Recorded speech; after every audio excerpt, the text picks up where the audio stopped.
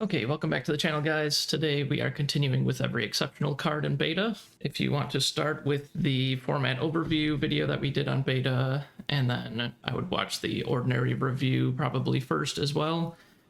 We are going to grade every card based on how they perform in draft and sealed, not constructed, and the format that we're talking about specifically is Spellslinger is the default avatar, and you use the draft sites, so the Valley, Wasteland, etc. Yeah, welcome back, Nick. Thanks for joining me again. Are you ready for a long one? The exceptional is the largest number that we have to do, so. Looking forward to it. And perhaps to add to what you just said, like if I'm thinking about limited, draft, or sealed, the bulk of the cards and the power lies in the ordinaries and the exceptional, because these are the cards that you will see the most often. Of course, if you open up a bomb and elite, you'll play with it. But yeah, it's really about the exceptionals and the ordinaries. This one will be a very interesting episode, I think. Yeah, the other day I did a draft where I opened a bomb pack 2 and it was a unique, and I totally switched my elements to accommodate this bomb, and then I went like 1 and 2 and I never drew it a single time. So like, yeah, the ordinaries and exceptionals definitely are the key part of the deck. Yeah, it's funny because at Sorcery Fest I was able to end second in the finals. I lost against Beltink, and I actually had a deck of only 3 exceptionals and the rest were ordinaries. Yeah, that definitely happens. Okay, I'm going to go over the grading scale first. So A's are bombs. They push you into an overwhelming advantage when you're ahead or at parity. They bring you back from being behind by stabilizing the board. B's push your current advantage. They might stabilize you. They're good at breaking parity. These make you want to be in their element during the draft. C's are average cards. In most decks, it's unlikely I cut a C+. Usually I won't end up cutting any C's, and in most of my decks I end up with like 1 to 3 like C- level cards. And then D's are cards that you hopefully never play, but occasionally I'll have like 1 or 2 D+ in my deck. And then F's are cards that I will never play under any circumstance, and then we might assign a build around grade as like a subgrade. And this is a modifier grade based on the context of your deck. Some cards might be a D, but when combined with other cards or specifically an avatar, often will be a build around. These cards can become playable or even great cards. We are going to start with Earth, so Divine Healing is first. I give this a D-. I know it's playable constructed, but we really want our cards to be getting 1-for-1s or 2-for-1s, and a Divine Healing is literally a 0-for-1. Like, you're never getting your opponent's card with this unless they literally are just like trying to burn you out with lightning bolts or something, which doesn't really happen very often. So what do you think about that? Yeah, I also have it as a D. Something that gives 7 lives. Basically, that is 2 turns of something hitting for 3 power. And then you just are losing a card. So I have it more. So I agree with the D.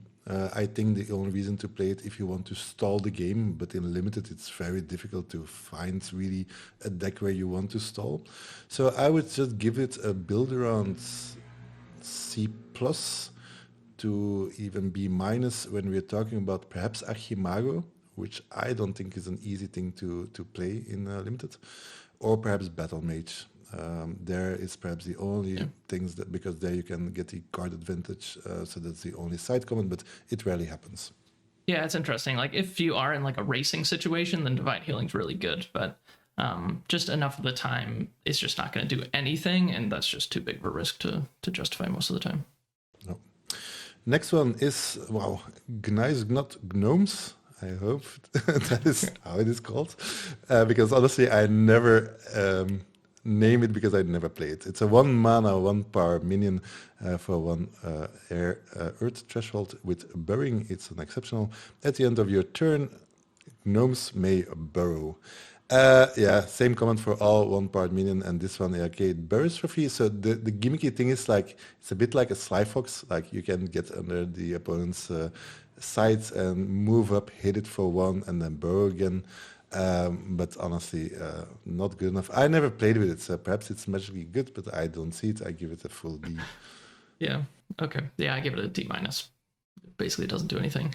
And I've never seen him play. So Call to War is next. This is 2 mana, 1 Earth Threshold for an exceptional magic. Search your spellbook for an exceptional mortal, reveal it, put it in your hand, and shuffle. I give this a D+, and out of curiosity, I looked up what the cards you can fetch with it are. So I guess technically it's a build around automatically because you're just not playing it if you don't have any of these cards. But the ones, at least to note, are the pikemen that have like first strike when they're attacking, the phalanx, which is the 4 mana 5 power thing that can only move forward, shield maidens, House Armed Bannerman, which like pumps your team that's around it, Sea Raider, and Skirmishers of Mu. Like those are all pretty powerful cards that you could fetch with this.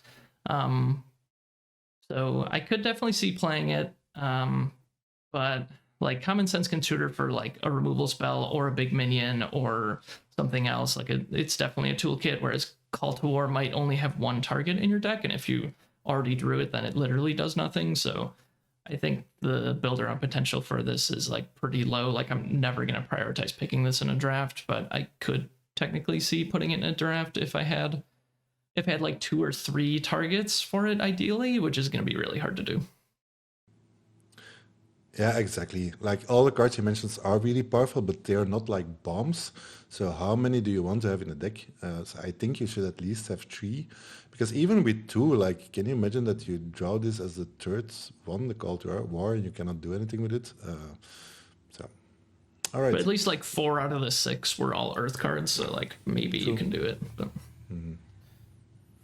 All right, next one is Dwarven Digging Team. 2 mana, 2 power, double Earth Threshold, exceptional dwarves with burrowing. Allied minions occupying nearby sites have burrowing. The ability of burrowing and giving burrowing, I don't see burrowing as actually a good ability. It is more an extra feature. It's not that impactful, I would say. So for me, it's more a 2-power vanilla minion with a small upside. But then the 2 threshold is really problematic. So I give this one also a D. Okay. Yeah, I'll give it a C-, I guess. Like, I guess sometimes it can hose, like, if they have, like, Earthquake or Bury or Cave In or something. This hoses that card pretty hard, but, yeah, the double threshold is pretty rough. Like, Cloud Spirits is justifiable because it has all the upside of the abilities, but this one is, like, pretty hard to cast for just a 2/2. The problem is, like, I can think of easily of 10 other 2-part minions that I would prefer over Dwarven Digging Team. So yeah. Next we have Frontier Settlers. This is 2 mana, 2 Earth Threshold for a 1 power exceptional mortal. It has tap, reveal, and play your topmost site to an adjacent void or rubble. Frontier Settlers moves there, and then they lose this ability, so they can't do it again. I have never really played this card. It's one of the very few ways that you can actually ramp your mana in Sorcery, so that's interesting, I guess. But yeah, like you don't even like Land Surveyors, and I think this is like much better than Land Surveyors, or sorry, much worse than Land Surveyor, because you're actually guaranteed to get the site with Land Surveyor, whereas this one, like, it could just randomly die. So I'm not really a big fan. I give it a D+. But I think the effect is way stronger than Land Surveyor. Like this one actually. So if you cast this on turn 3, on turn 2, on turn 3, you have your 4 mana, which is quite amazing actually. But you have to have 2 Earth sites, and you have to have it in your opening hand. So I think I had it once against me, and then it was super annoying. But the fact remains, like if you draw this card on turn 5 or even turn 4, it is just too late. I will not spend 2 mana on a Frontier Settler on turn 4. I just have other stuff to do. And probably same at turn 5, and probably perhaps at turn 6, but then the effect is gone. So no, complete, unfortunately, D. Next one is Minecart Madness for 2 mana, and 1 Earth Threshold, a Rite of Exceptional Magic. This turn, your units can move between any sites in a chosen span of land as if they were adjacent. So overall, the effect is okay. I mean, as we said, three of the elements are land sites, so potentially all your minions can go anywhere that they want, and this is useful if you want to deal the death blow. All your minions, if you have more, they all attack the avatar, etc. But if it's regarding movement, I just prefer other spells. So I think I played with it once, but as said, my spell slot is very limited. I do like to have removal, especially like with Arthur Legends, where you have so many movement IDs. So yeah, I give it. I mean, the card is okay, but I give it like a C minus. I think there are just better options. I give it a C minus too. I'm actually kind of curious exactly how free movement works. I've never fully known exactly how it works. Like, can you just leave your minion untapped and move them? Yeah. Or do you have to use the move ability and then they can move freely? Yeah, so it's part of the move. But like if you're on a water side, you can move into and then it actually reaches everywhere or the other way around. So the effect is quite good. I mean, and it's also a complete surprise for your opponent. Yeah, I guess the reason I'm asking is like, does this work with units with ranged, or do they have to tap when they do the free movement? No, because ranged is not move and attack, right? It's just a projectile, so it's a different thing. Yeah, so they can move untapped and then shoot? No. No, they can't. Okay.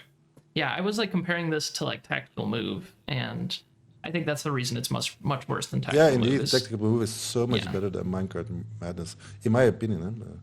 But in constructed, it's a different thing. But yeah, and also especially with RTO Legends, not so in beta, but yeah, water is really being played in RTO Legends. So then you really can get completely limited in what. I mean, Minecart Madness is really good if you can finish your opponent if you just have more minions. Then it's the extra advantage. Otherwise, yeah, the best is that you kill a minion with it with a surprise. Yeah, it's one of those like really bad when you're behind cards. Also. Okay, Albus-Spine Pikeman is the next card. It's 3 mana, 2 Earth Threshold for 3 power, exceptional mortal. It strikes first while attacking. So this doesn't work on defense. If they attack your thing, it's just a regular 3 power minion. But if you can use the move and attack ability, then it hits first. So it acts as if it has a lance, which it literally has a lance in the picture. So that's kind of cool. So I give this a B minus. That is like pretty legit upside. I guess the double threshold kind of maybe might make it a C plus. Where do you put it? I put it lower. I give it more C. And just for the very simple reason, like if you compare it to ranged attack, for me it's the same thing.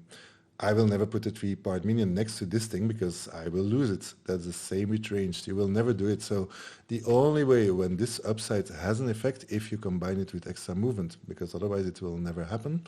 And then for me it's the same as the longbowman, but the longbowman is an ordinary and it does not have double thresholds. So I would always pick the longbowman above the pikeman just because of the threshold. So yeah, that's fair. Next one, Autumn Unicorn. What a beautiful card. 3 mana, double earth threshold for a 4-powered minion, an exceptional beast, and that's it. So if I talk about the stat line, this is clearly above the stat line. The boss troll 2 for 3 power, this one 3 for 4 power. And there is a really big difference between 3 power minions and 4 power minions. So this is one of the best you will get, 3 for 4 power. The card is super beautiful. Yeah, I give this a B to B minus. I would love to have as many as I can in my deck. Yep. Okay, I agree. I give it a B. Monster Hunter is next. This is 3 mana, 1 Earth Threshold for a 2-power exceptional mortal. Genesis, kill a nearby monster. And there are some good monsters, of course. Some of them are exceptional, but most of them are elite and unique. So you just can't reliably get anything with this. The upside is huge when you get to kill something with this, though. So I give it a C minus, but it might be a D plus.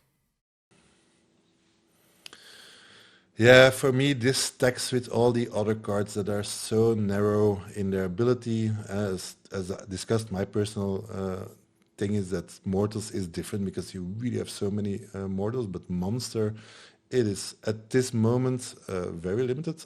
But I must say, I think what is the beast, the 5 mana air for 4 power that you can cast Roaming anywhere? monster. Roaming monster. One guy actually killed it and won the game because of it. So I clearly remember it, but that was really the only time. So I give it. I don't like to play this. I give it a D. Next one is Root Spider, 3 mana for 2-part minion, 1 Earth threshold, exceptional beast with burrowing. While Root Spider is buried, minions directly above it are disabled. So if I say burrowing, it's small upside. Like this is the card. This is the burrowing card. Everybody who plays Sorcery knows this card. If you ever play Constructed, I think there are probably some hate groups out there against Root Spider because the card is so strong and it's so annoying to play against. And that is true in Constructed, but it's also true in Limited, even more so because the chance that you will be able to get rid of it, it's amazing or nearly impossible. Perhaps luckily you are playing with some sandworms or other minions that have burrowing. But Root Spider, it's the real deal. Like it facilitates your minions. If you have a giantess, it will hunt at least 1 minion down from your opponent, lock it out, and you can always switch it to his better one. Also, it forces movement because it protects you from damage, etc. So, yeah, I mean, as a feeling, Root Spider deserves an A, but I mean, it is not a bomb. It will not just win you the game. So therefore, I would go to the B level, but then it's probably really a B plus. Root Spider just wins you games. Like if you are playing Constructed, you always have to think about Root Spiders because the amount of things and shenanigans that you can do with this card is really, truly amazing. And I really love Sorcery for it, that they really have these kind of very strong animals, beasts that really covered their team very well. This is exactly what a Root Spider should do. It's funny that you mentioned that people hate Root Spider because the guy that created the Death Store podcast, they haven't made an episode in a while, but it was a podcast that they did. I think they're gonna bring it back eventually. He's actually in Green Bay. He's at my LGS. He was the one that like started the events there, and he has these stickers that say "Ban Root Spider." Okay, yeah, I totally agree with everything you said. I give it a B plus. Shield Maidens is next. You have something else? No, I think Root Spider, yes, because the sets are limited. I think we will have more solutions over time. So recently, everybody found that lava flow, perhaps some people don't know it, but they actually also deal damage underground. So it also is a way to kill Root Spiders. But yeah, you always have to consider it. All right, Shield Maidens is 3 mana, 2 Earth Threshold for a 2-power exceptional mortal. Nearby allies take 1 less damage, and that nearby allies includes the Shield Maidens herself. So it's almost like the Housearn Bannerman, which gives everything nearby +1 power. Like when you're at parity and you play this and then attack, your things are just going to eat their things. So it's like a combat trick attached to a body, and like the body isn't nothing. Like it's a 2-power minion still, and really it's like almost a 2-3 power minion. So love this card. I also give this a B plus. I don't know, it might be a little bit too high. Maybe it's a B. What do you think? Yeah, I have it as B minus because like B plus would be in the range of Root Spider. That is definitely not the case. And also you need to be able to play it correctly. And what I mean with playing correctly, you really want to have 2 other minions and then play Shield Maidens behind them. So you have to have that kind of setup. Like if you are going 1 for 1, then the Shield Maidens really doesn't have that impact. So you really, yeah, but yeah, it's really a B minus. Like it in the beginning, it was so underestimated, the value of this card and how incredibly annoying. So if you just think very simply, 3-part minions will kill their other 3-part minions. 4-part minions will kill us, and it's so annoying. You get so much advantage, and then it's still on the board. Like most of the time, you play it as a surprise to gain value, and then and often they really has as a priority firstly to kill it before they can start worrying about all the other stuff. So yeah, Shield Maidens is good, but yeah, not that high as Root Spider for me. It hoses a bunch of removal too, like Firebolt, Yes. Arcane Barrage just do 0 damage, like Deserts, Dragonettes, all the projectile stuff. No. Poison Over. Yeah. Next one is Shield Wall for 3 mana, 1 Earth Threshold, exceptional magic. Until your next turn, each ally takes 1 less damage for each other ally it is nearby. So this is a very difficult card. I think the most difficult part is to put it in your deck. But I tested it because I was intrigued with it, and my god, the effect is annoying. And actually, once I was testing it, it clearly won me some games. So the more minions you have, the better. So if you can combine it with some border militia, etc.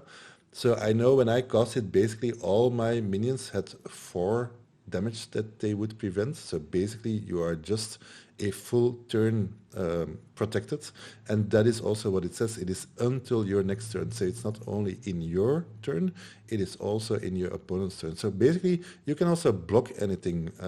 So the card is really dangerous, but same as Shield Maiden, you have to be able to set up it correctly. So yeah, I think it's like, it's not really built around, but you have to be very conscious when you put this in your deck if you want to stall, gain time. But even you could argue that with 2 minions, just taking 1 less damage has already an effect. But yeah, if you're behind, then this card will probably not be great for you to draw. So yeah, to grade this, yeah, if you're guaranteed, if you have a lot of small minions, then it probably goes to a C plus range. Otherwise, it's more at the C minus to potentially D plus range. Okay, interesting. Yeah, I have never played with or against this, so I don't really have any experience. But just from reading the card, I would have assumed that this is an F. But that's interesting that it actually does have some applications. I think it's really one of the most underestimated cards that is still out there. Syrian Templar is next. This is 3 mana, double Earth Threshold for a 3 power exceptional mortal, and it takes no damage from demon spirits and undead. There are some amount of all of those things. So I guess like Violent is one that I think of that wouldn't have killed this anyway, though. I think the spirits are pretty bad, right? Dead minions, there's some good ones. So there is some upside to this card, but for the most part, I think it's just going to be a 3 mana, 3 power minion. So I give it a C plus still. What do you think? Yeah, C plus. I think I always have high hopes for this card, but the takes no damage is never relevant. I think one time against a Pudge Butcher, but then yeah, whatever, he couldn't not kill the Pudge either, so it was just like this one survived, I guess. And then the reality is just it's also double threshold, which I really dislike. So I think I really pick an Ogre Goons over the Syrian Templar, or even if I have to do the troll, Gnome Trolls, I take Gnome Trolls over Syrian Templar for sure. Next one, Slumbering Giantess, 3 mana for a 5-part minion, 1 Earth Threshold, an exceptional giant with the Genesis ability Fall Asleep. Slumbering Giantess is disabled until hurt. So if you talk about the stat line, this is the queen of it all. 3 for 5, that is insane, but of course that caveat is to, can you actually wake her up?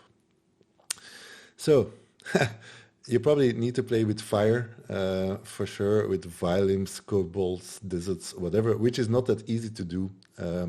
There are some other tricks, but if you play with the giantess, yeah, you should at least have 4 of them in your deck, and then also be very conscious, like if you haven't drawn your giantess and you want to play your other fire spells, with Arterial Legends, you have way more, you have the Redbreast Robin, etc. So you have way more little stuff, Burning Hands that can take that direction, etc.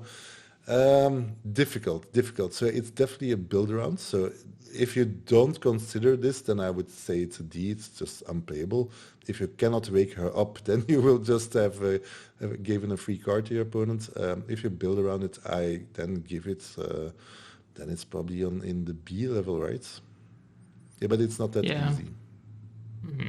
Yeah, the build route is definitely difficult. But yeah, if you have deserts, dragonets, and yeah, the things that you mentioned, there's like this thing you can do with Root Spider where if you have a Root Spider burrowed, you can play this on top of it, and then the Genesis doesn't happen, and then you can move the Root Spider away and she's awake. But um yeah, I don't know that I've ever seen a Slumbering Giantess woken up in limited.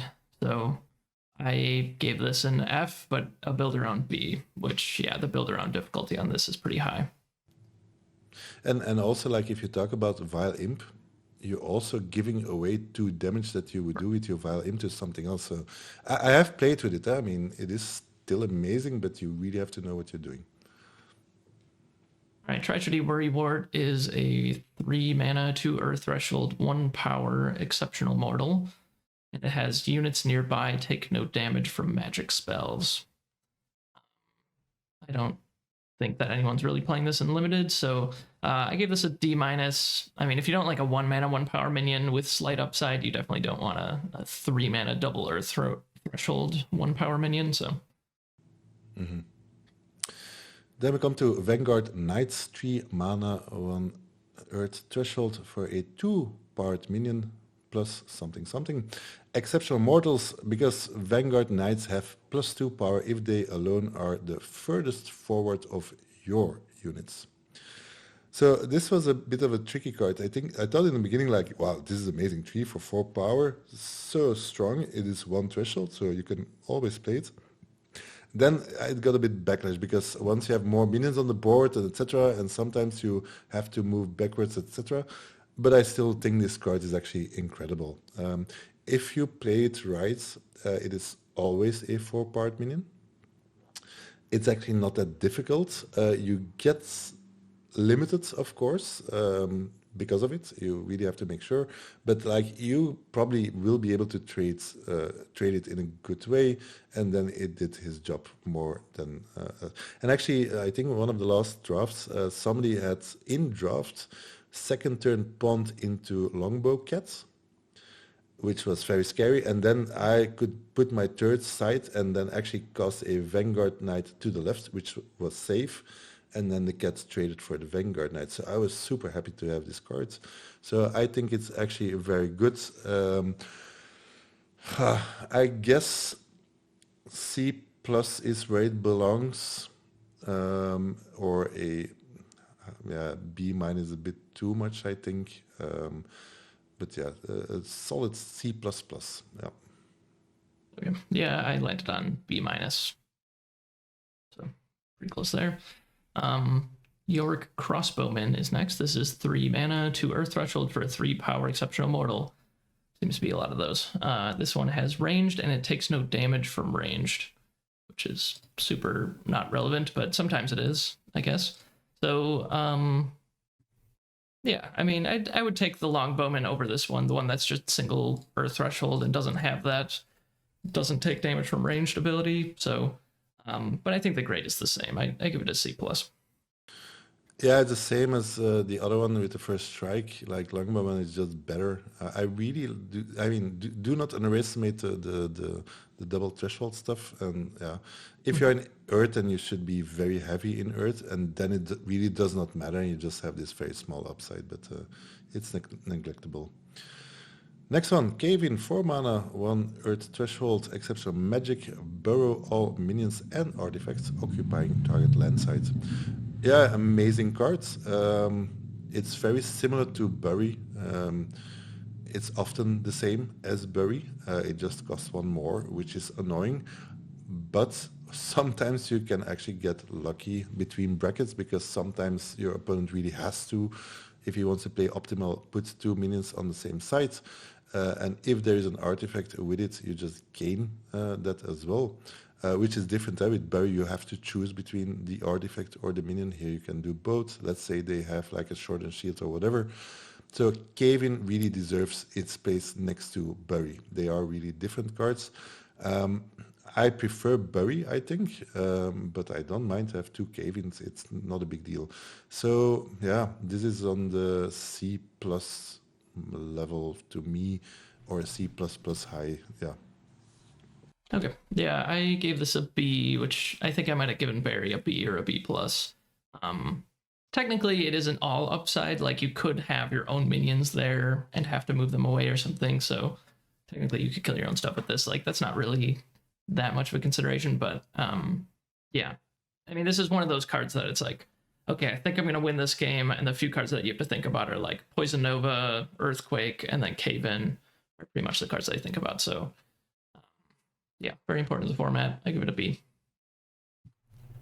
Delcian Phalanx is next. 4 mana, 2 Earth Threshold for a 5 power exceptional mortal. It can only move themselves forward. So 4 mana, 5 power. So obviously that's amazing. The fact that they can't move sideways isn't always that much of a downside. Like, really, this guy is just, you just play it and you're pushing aggression, and like your opponent has to come in and deal with it. Like, they can't just ignore this thing and let it keep attacking forward and then like, oh, it's not going to kill my minion. It's like, it's dealing 5 damage every turn. So I give this a B plus. I don't think that's too much of a downside. Yeah, difficult card. So much better than Amazon. Well, is it better than Amazon Warrior? Like, casting cost definitely, but the downside is really not neglectable. I find, like, if you are behind, then you are in trouble. So yes, you can cast it all the way in the back row to be able to defend. So if you need this card to defend, you are in trouble. So that's why when I have Phalanx, I really would like to have a Blink in my deck. Then it's completely fine, and then I completely agree with you, B+. If you have this card early, it pressures so much, yes. But I honestly won games because late game and they drew it, they need to be on the back foot, and I just could sidestep it. And then it's really horrible. So, yeah, I would say you have to consider it a little bit. If I open a pack and I have Delcian Phalanx and Amazon Warrior in the same booster, then you have to think about which one would you actually pick. It's a very difficult choice. I guess I probably would take Warriors because, yeah, they are just much better when you're behind or at parity. Yeah. So, and that's that. So, although the Phalanx is way stronger, that 1 mana is a huge deal. But yeah, so it's a very nice balance card.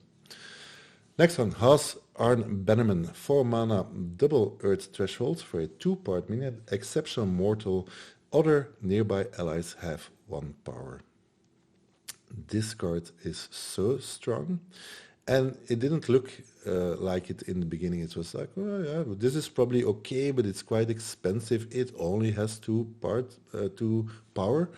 But my God, the impact of this card. So the thing is, like, this is also a spell. You don't see it. It's basically give your whole team +1 until the end, not until the end of the turn, but that is how you can play it. So if you combine it with extra movement, you can deal so much damage. It also actually does damage if you just want to attack sides. Like, this potentially can give +3. If you combine it with Border Militia, a lot of minions, this is so much extra. And then it is in play, and then it's the same thing as the Shield Maiden. It keeps generating this advantage of that +1. You have to deal with it with all, so you always need to kill this minion with a very high priority. So House Arn Bannerman, and you also know with the other, if you heard our review about RTL Legends, the Pentagon Banner, which has the same effect. This is then a minion, so it's more easily to kill, but on the other hand, it can also still deal damage. So this one, because it's more easily killable, I give it a B+ for sure. I don't go to A-, right, but it's definitely a B+. Yeah, I agree. And I totally agree. Like, the first time I read this card, I was like, oh, okay, it looks fine. And then I played it a couple of times and it's like, okay, yeah, this is really like 4 mana for 4 or 5 power most of the time, not just 2 power. So yeah, don't underestimate that card. Punch Butcher is next. This is 4 mana, 2 Earth Threshold for a 5 power exceptional demon. It has Immobile and it has tap, shoot a projectile. If it hits a unit, drag it to this location, and then Pudge may fight it. So this is great with blink or teleport or grapple shot, things that can move it onto your opponent's site, because now with a mobile, he can attack your opponent's site, and then it's just a 4-mana 5-power minion with shooting projectile thing, or it can just smash in for 5 every turn. So the one downside is like sometimes you play this and you have no way to move it, and they're just going to not put things in line of sight of it, and then it'll just sit there for a long time. So you have to know when to play it, and hopefully you have some combos with it. Another thing that you can do with this is you can shoot a projectile and grab your own units with it, and then you choose not to fight. So this is movement in itself. So that's kind of nifty, I guess. I give this a B, and I give it a B plus if you have some way to teleport it. Yeah, that comment is very, very necessary. Yeah? Like, but also due to the rule changes, so attacking the opponent's side, that's crazy. But that already implies that you have movement, so that in definitely B plus, even perhaps even higher. But if I'm not mistaken, right now it can also defend your sites, right? That was not possible before. So that is also a very big upside due to the rule changes. I would say, of course, if you have this card on turn 3 or turn 4, it's extremely powerful, because you probably just have that one line straight to the avatar. And if he didn't, like, this is the reason why in draft you would place a site next to your avatar, just in case you have to run away. If you haven't, if you have your nice T built and your opponent casts a push busher, you're just too late. And once your avatar is if he push takes it and hits you, there is no escape anymore. So it's basically game over. So that is the big upside of push butcher. Later in the game, it drops off. So then you really have to have that movement. But yeah, I would give it a B minus, I think, unless you have the movement.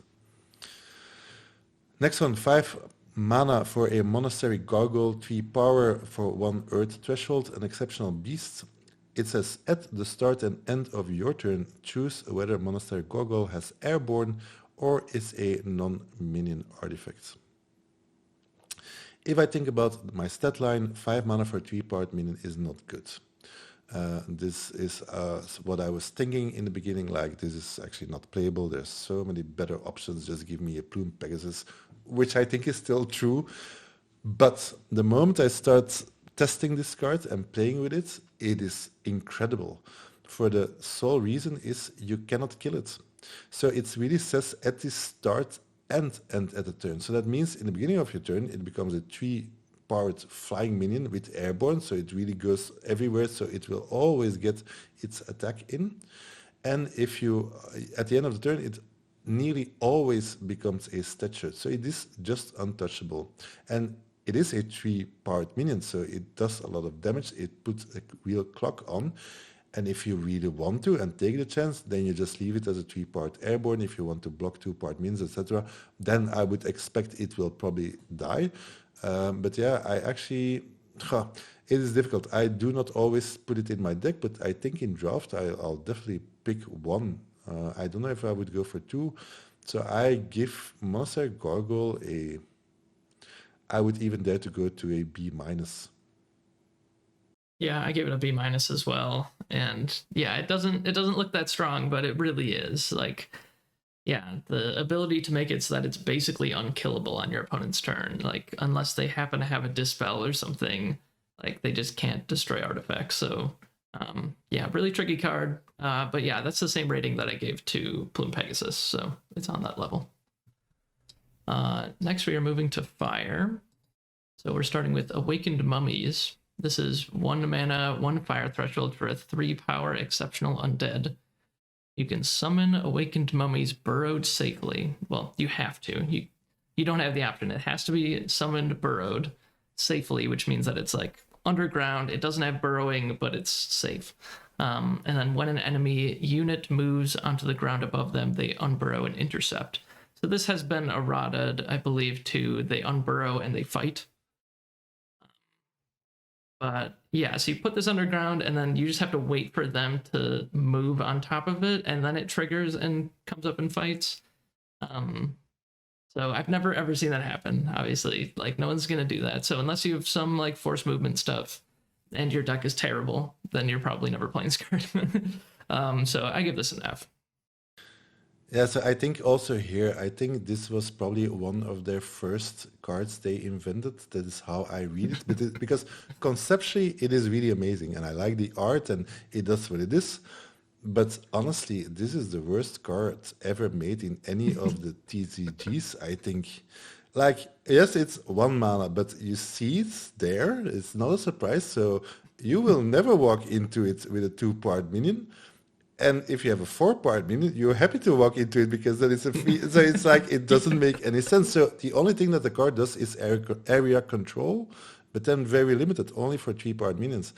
And the worst thing that I think is that they put it in the pre-con decks, because I see new players struggle with this card. They play it on their opponent's side buried. I've seen people walking around underground with the mummies towards somewhere else. Like, this is such a difficult wording of the card. So yeah, love the card as a concept, hate the cards as a card.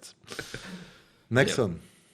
Wills of the Wisp, 1 mana, 1 power, 1 fire threshold, exceptional spirit with Voidwalk.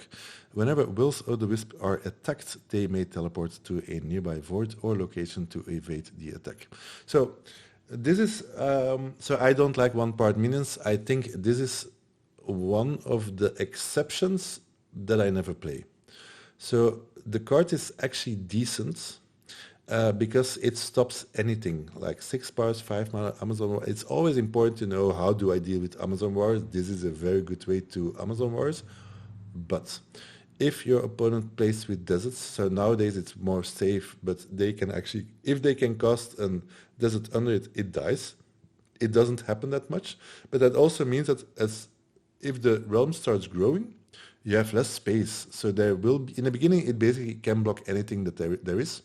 But at the moment, it is not true anymore, because there will be space in between that can attack and that you cannot block with Wills of the Wisp, because there's just no void anymore. So the only reason why I would ever play this is if I really am in a more defensive deck. If I really want to go slow, I might consider this, but even then, I think it's more like a lost card. So for me, this is just a D+. So, so the way that you're talking about this, it's like they attack your minion or your site, and then you block, and then this thing triggers and teleports away, right? Yeah, for sure. Yeah. Yeah. So that's how it used to work, but they actually changed the rules on when you declare the attack, and now it doesn't work anymore. So now they have to literally attack this in order for it to actually trigger. Wow. That's what I believe about this. Okay. Yeah, it's like they changed it so that you like do the move and you don't decide what you're attacking yet, and then you decide to attack, and then all the attract triggers happen at that point. So then if this isn't the target at that point, then it doesn't trigger. Like even if you block with it, it just dies. I wasn't even aware about it because I never play with it, so then it's a straight F. Yeah, it's an F. It just doesn't even work anymore. It's so sad. Okay. Next we have Backstab. This is 2 mana, 1 fire threshold for an exceptional magic. Target minion moves to an adjacent location if needed to strike another target tapped minion there. So the thing that I didn't realize forever with this card is that you can target their minion, which makes the flavor of this card being a backstab make a lot more sense. So their minion moves to attack their minion, and it's a strike, right? Yeah, they don't fight. You can't get like a 2-for-1 with this, but yeah, this is like a tricky little removal spell. It's not super reliable, I don't think. So let's see. The minion has to be... The minion that you target first can be tapped, right? Because it can still move. It doesn't have to like tap and move. And then the other one has to be tapped, though. So you only need 1 tapped minion nearby another minion that's bigger or the same size as it. But then it is just 2 mana, maybe even move your thing into a disadvantaged position and then strike another unit. So kind of weird. I haven't played with it a whole lot, but it does seem pretty powerful and efficient. So I give it a C plus. I'm probably just going to play it most of the time unless some other removal pushes it out. Yeah, it feels a bit weird, right? Backstep, most people really, as you say, don't understand it because the wording on the card is perhaps a bit confusing. I think it's actually very good. Because, yeah, you have minions, they tap all the time, so it is not that difficult to find a situation where you can just gain advantage, whether it's your own minion or your opponent minions. And your opponents are always confused and surprised when it happens. And it's also some kind of strange movement spell if necessary. So you can, if there is a tap minion somewhere, you can actually use it just to move also. It doesn't happen that often, but it's just very flexible. And I think what I really like about Backstep is it's only one fire threshold and it costs only 2 mana. So as you say, efficiency, yeah.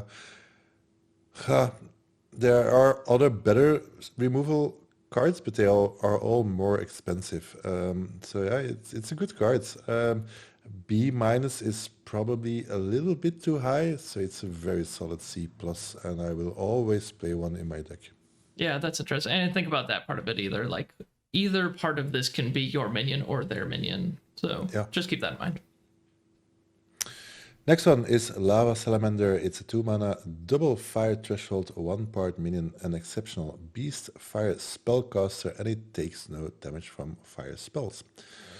This is completely horrendous. This is really very bad. It is and a 1 part minion, and it is double threshold, and it's not even just a spellcaster, it's only fire spellcaster and takes no damage from fire spells. That is just so irreliable, complete F. Yeah, what were they thinking? Yeah. Yeah, I don't understand. Yeah, it's an F.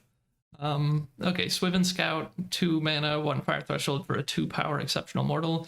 It has movement +1, and it has enemy avatars within Swiven Scout's range of motion. Play with their hands revealed. So this is really cool. I feel like this card is underestimated. Yeah, it's 2 mana, 2 power, movement +1. Like, we already love Rimland Nomad. Like, we think that's one of the best 2-drops in Fire at Ordinary. So this is just strictly better than that.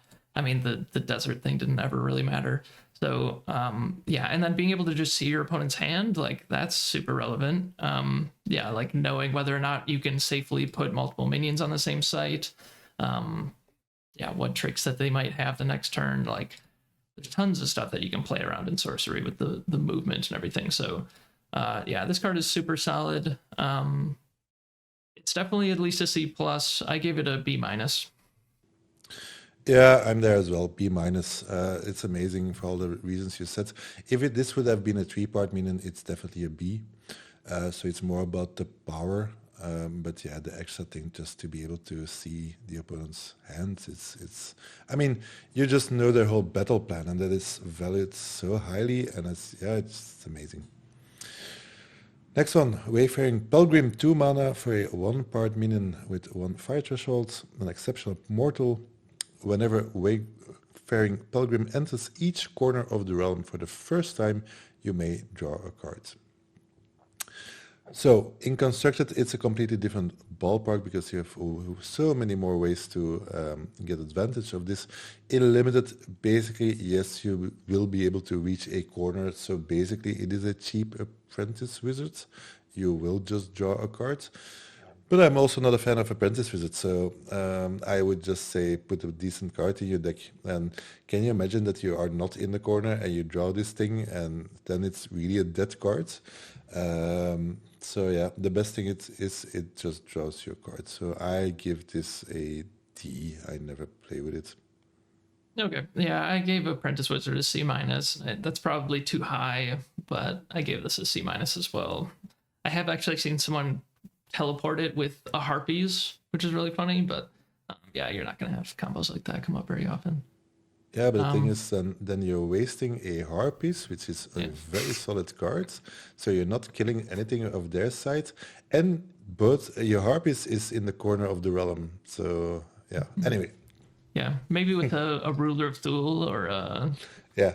Polar Explorer, Sure. something like that. Limited, But, sure, yeah, why it's not? gonna happen. Yeah. Okay, next is Blaze. 3 mana, 1 fire threshold, exceptional magic. This turn, give an ally movement +2.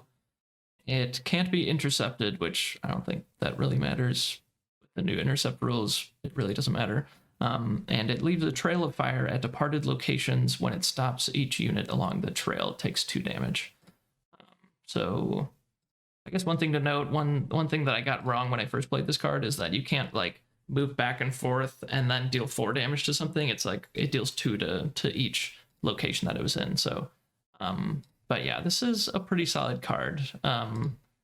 I gave this a B minus. I mean, movement we love, removal we love. Two damage deals with a lot of things, so I like it a lot. What do you think? Yeah, I was just rereading it. So it says leaves a trail of fire at departed location, and then when it stops, each unit along the trail takes 2 damage. So that means that where it stops, you will not deal 2 damage to that site. Right. So it's very strange. I think the card is actually very good. I mean, be able to have 1-2 sides deal 2 damage. But I always struggle with it for some reason. It is always like it's not far enough to take a full turn. It doesn't do the 2 damage to the side rate. It's then end is lost. Yeah, but it's still a good card. It is flexible, especially if stuff like with magic missiles to add that extra damage, etc. So I give it as a C plus. And yeah, at the very minimum, it is just give something +2 extra movement. So that is also counts. If you do this on a bigger minion, you will then also get a free kill. So how can this not be a good card? But I find it sometimes difficult. So it's probably in the high C plus range. Next one is the Koliki Dragonet's 3 mana for a 3-part minion double fire threshold exceptional dragons. At the end of your turn, the Dragonets shoot a projectile and it deals 1 damage. Yeah, this is amazing. The card design is completely on point. The art is amazing. We all know this card. This is just a solid B to even B plus. Because 3 for 3 is what you expect. It is good, but this guy directly has its effect. It kills soldier tokens at the very minimum. Probably it will deal a damage to the avatar. It keeps on dealing damage, and it also supports. It lets you trade up your 2-part minion, can trade into the 3-part minion. It is so flexible. Yeah, you want to have your deck full of these things. So B plus is right for me. Okay, yeah, I gave it a B, and yeah, it just does exactly what you want. I mean, 1 damage is always relevant. It can wake up slumbering giantess or something that they put to sleep with sleep. All kinds of cool stuff you can do with it. And it's also a finisher if your opponent is on death's door. I mean, it's amazing. Yep. Outback Strider is 3 mana, 2 fire threshold for a 3-power exceptional mortal. It moves freely between land sites not occupied by other units. So 3 mana, 3 power with potentially unlimited movement is pretty powerful. Like you can always just get in for damage if you want to, or you can always just like any 2-power minion has to be afraid of this thing. So yeah, I gave this a B minus. I agree. So the double threshold is a bit of what is a bit annoying of this card, but the real very big upside to this card is the moment that you cast it, it can basically interact with anything or such a big range. So it can block probably if you have 1, 2, or 3 minions, you have the choice to block anywhere that you want. And so you can actually cast it very safe somewhere in the back and just be more safe. So the card is very good, and if it's not necessary, it can just also push on anything that you want. So any 2-part minion is not safe anymore. So yeah, it's a very, very good card. Next one, Quarrelsome Kobolds, 3 mana for 2-part minion, 1 fire threshold, exceptional goblins. At the end of your turn, Quarrelsome Kobolds strike themselves or another target adjacent units. So very funny in the beginning when I read this card and didn't understand Sorcery quite well. I thought this was a bad card. It's like, oh, this guy will probably kill itself at some point. Perhaps it shoot 2 damage, but then But so that is not the case. This card is a powerhouse. I think it's one of the best exceptions that exist. If you think that Vile Imp is good, this is like a continuous Vile Imp. It does it every turn. And Vile Imp only does 2 damage, so you can manipulate its power. It will just augment the amount of damage it does. It's also a strike, which is not irrelevant. Yeah, costs and combos are just so annoying to deal with. And basically, since there is no interaction in Sorcery, the moment that you have a 3-part minion on board, you can soak up the damage. So rarely it really is a negative effect. Sometimes, I think last sealed thing, I took once 2 damage on my avatar just to keep it alive for a turn. No big deal. The advantage is there. This is a difficult one to rate, but I think I just also go for the B+. It is that good. Yeah, I give it a B+ as well. All right, Bane Widow. 4 mana, 2 fire threshold for a 1 power exceptional beast. It has Genesis, may kill target minion here. So this one was kind of difficult to rate. I used to think that this card was pretty strong. Like it just kills something and it's a 4 mana removal spell, but then it's like, well, the 1 power minion that it leaves behind isn't really that relevant. It can only kill stuff on your sites. So then it's like a cast into exile that costs 2 more mana is basically what it is. So I haven't been playing this card really anymore. I guess I give it like a D+. What do you think? Yeah, I have it as a C to C-. So the effect of the card is very good. And anything that can kill anything is by definition okay at the minimum. The only issue with this card is that you have to cast it. So that literally means that you can only bury or kill on your side. So that means that the minion that you are trying to kill has to be on your side and you got them. Let's say your opponent has an Infernal Legion, then I'm happy that I have this because not many things can destroy or kill an Infernal Legion. But on the other hand, I will have taken 6 damage. The other thing to realize is that if your opponent is attacking you, that means also officially that you are already behind. And so what this card does, it's probably a long time sitting in your hand just to find an opportunity. And that opportunity is when you are behind. So yeah, I think it's okay. Like if you're low on real strong removal, then it's okay to have in the deck. But in the situation that it's like near even and I'm pushing and you're defending and we are going back and forth and I draw this minion, this actually puts me in the backseat. I now really have to go on defensive and I actually fall 1 card behind. Yes, I will get that card back. I will be able to kill the best minion at a certain point, but I don't like to be in the back seat or being pushed.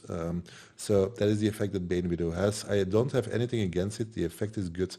The 4 mana doesn't really matter. The 1 body, it's not relevant. So it's actually a bad removal spell. So C- is probably more accurate. Next one is Clamor of Harpies. 4 mana, 1 fire threshold, 3-part minion with airborne, an exceptional monster. Genesis, teleport target a weaker minion to this location. Clamor of Harpies may strike it. This card is actually very, very good. So if I think of stat line 3 for 3, I would say, but this is 4 for 3 airborne, which is already normal. Like airborne is a real big upside, so that is okay. But then the extra ability to teleport target weaker minion to this location. So I think it's so at best it just kills a 2-part minion, which is phenomenal. And then you just have an untapped airborne that can deal with anything, so that's fine. The other one is like, I think it's true, like because it's teleport, you can actually kill a spider with it. Is that correct? Or is it not possible from another region? Yeah, it says target, so no.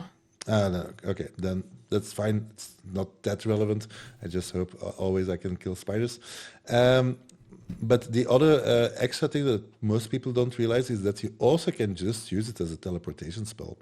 You can actually teleport your own minion if it's weaker, and then it will actually be able then to start tapping, etc. So it's this like if you have a hunters in play and you can teleport it and then shoot something for 2, that is just extra gained movement.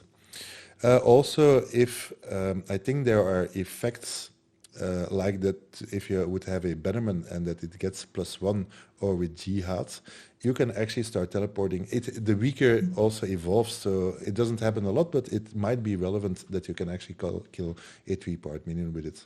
So Clamor of Harpies, I have it as a solid B. I gave it a B as well. Yeah, I am happy to pay 1 extra mana for my kill your 2-power thing. Oh, yes. Yeah, amazing deal. Just a built-in 2-for-1. I will always play this card. And also, it also deals quite well with the poison, like the scorpions, whatever, because it's a one-way strike. So it's really good.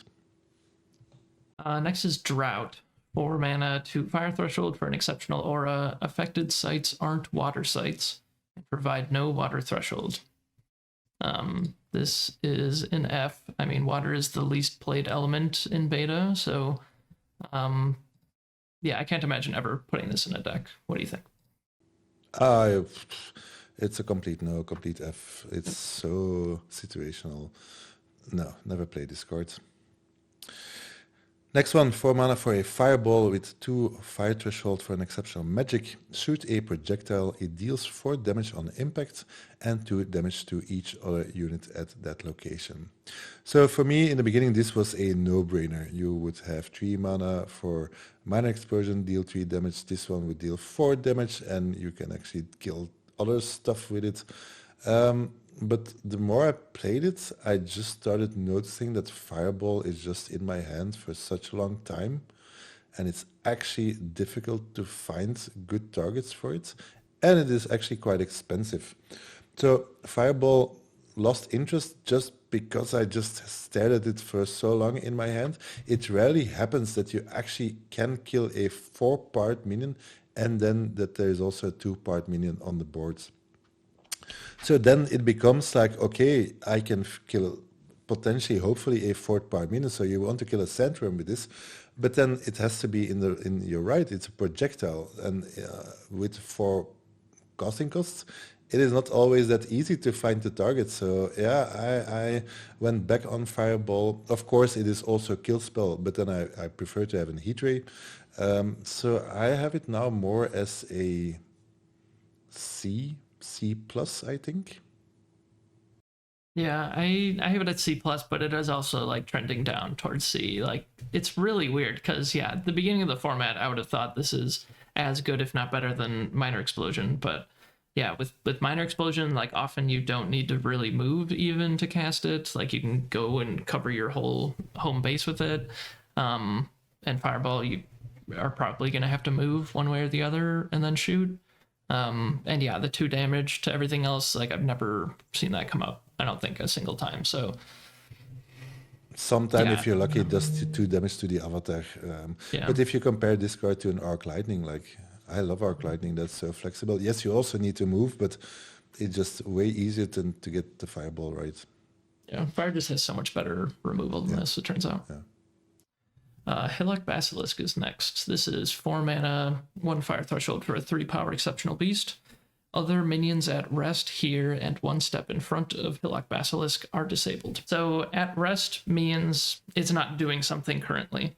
So if it is in the act of attacking onto the site in front of Hillock Basilisk, then it's not at rest until after the whole attack has resolved. And that's really important for this card. So yeah, we love disabling stuff. Like I think of Root Spider. I compare this to Root Spider all the time. So yeah, it disables everything where you play it. And then you could, I guess it's hard for you to have another minion that can attack in, but if something had like Airborne or something, it could then attack whatever is next to it. But really, like if you play this behind 1 step and then you can attack from the sides and kill something, or you wait a turn and then this can attack the minion that it's disabling, and it won't be at rest again until after the attack is resolved. So it can just like do a one-sided strike against something. So you play this directly in front of a 3-power minion, and the next turn you attack that minion and it'll die. So I give this a B+, which is I think what I gave Root Spider. Yeah, the difference between Root Spider is that this one is not buried, so it is way more easily, you can easily kill it, but you really have to kill it. The card is insane. Like, it is so annoying, and like, it's only one step in front, but that's not a bad thing because you can manipulate it that your minions are on this side. You know that you will be playing it. At the very minimum, it really disables a minion, and they really have to kill it instantly, otherwise you will gain so much advantage. Yeah, also, when your opponent is on death's door and if you have multiple blocker, if this guy comes along, you cannot escape it. Honestly, I was really perplexed that this isn't an exceptional. This is more an elite card for me. I love it, and I think B+ is completely right.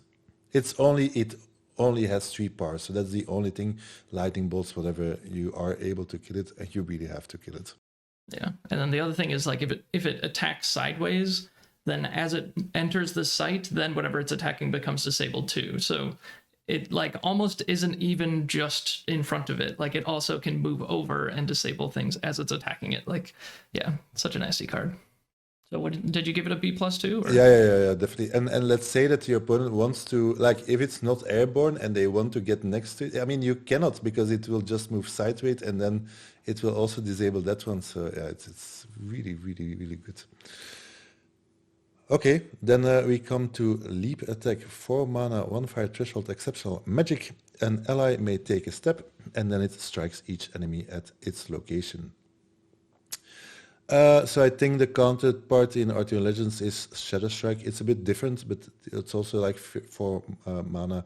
It also deals a lot of damage based on your minion.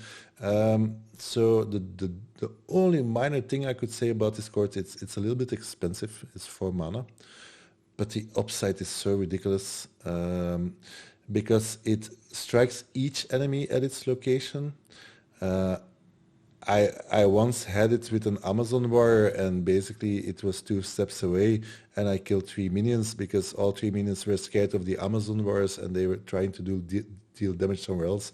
That is just game over. Leap Attack really has the potential to just blow up the game and be one-sided. At the very minimum, it will kill a minion, but it also does so much damage to your opponent's avatar if you want to. And it is also movement, so it's all in one.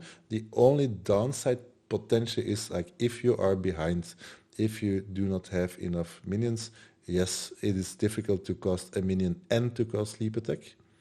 But yeah, I would give Leap Attack a B to B minus. Just because you have so many other ways to deal damage, so that's otherwise it's really a solid B. Yeah, I gave this a B, and I slept on this card for quite a while. Like, it just doesn't look as flashy as, like, shooting fireballs and like, lava flows and all this stuff. But, like, yeah, just move and hit everything there is super relevant. So, yeah, especially in an Earth Fire deck, which are, like, the 2 best elements in beta, Leap Attack overperforms by a mile. So, yeah, I give it a B as well. Next is Scavenging Fiend. This is 4 mana, 1 fire threshold for a 2 power exceptional demon. It has Genesis, conjure a broken artifact to this location. So that's your artifact or your opponent's artifact. So if it's in their cemetery, then you can bring it back to this location. But of course, we're not really in the habit of playing many artifacts. So this is, I guess, better than Dispel because it's at least has a body attached to it, but it's still a D. Yeah, for me it's an F. Just not playable. Next one is Phoenix Berserker, 4 mana for 3-power minion with double fire threshold, an exceptional mortal. Whenever Berserker can attack a unit, he must untap Berserker whenever he attacks and kills an enemy minion. This is a horrible card. It is 2 fire threshold, difficult to cast, and you have no control over it. You have to wait a turn, and then you have to be lucky that your opponent didn't cast a 4-part minion next to it, and then you just lose it for free. It's just absurd. And also the untap Berserker, which again you have no control over. So the best scenario is that your opponent has 2 1-part minions or tokens, and that you can kill those 2. That is basically the only thing I can think of. And then he will steal another 3 damage, I guess, to the side. Yeah, it's horrible. I give it an F. Never play with this unless you. I mean, if you play this, then it's probably like a D minus. Mm-hmm. Yeah, I give it a D minus. I think this is actually worse than Grave Golem because you don't know what they're gonna play on their turn.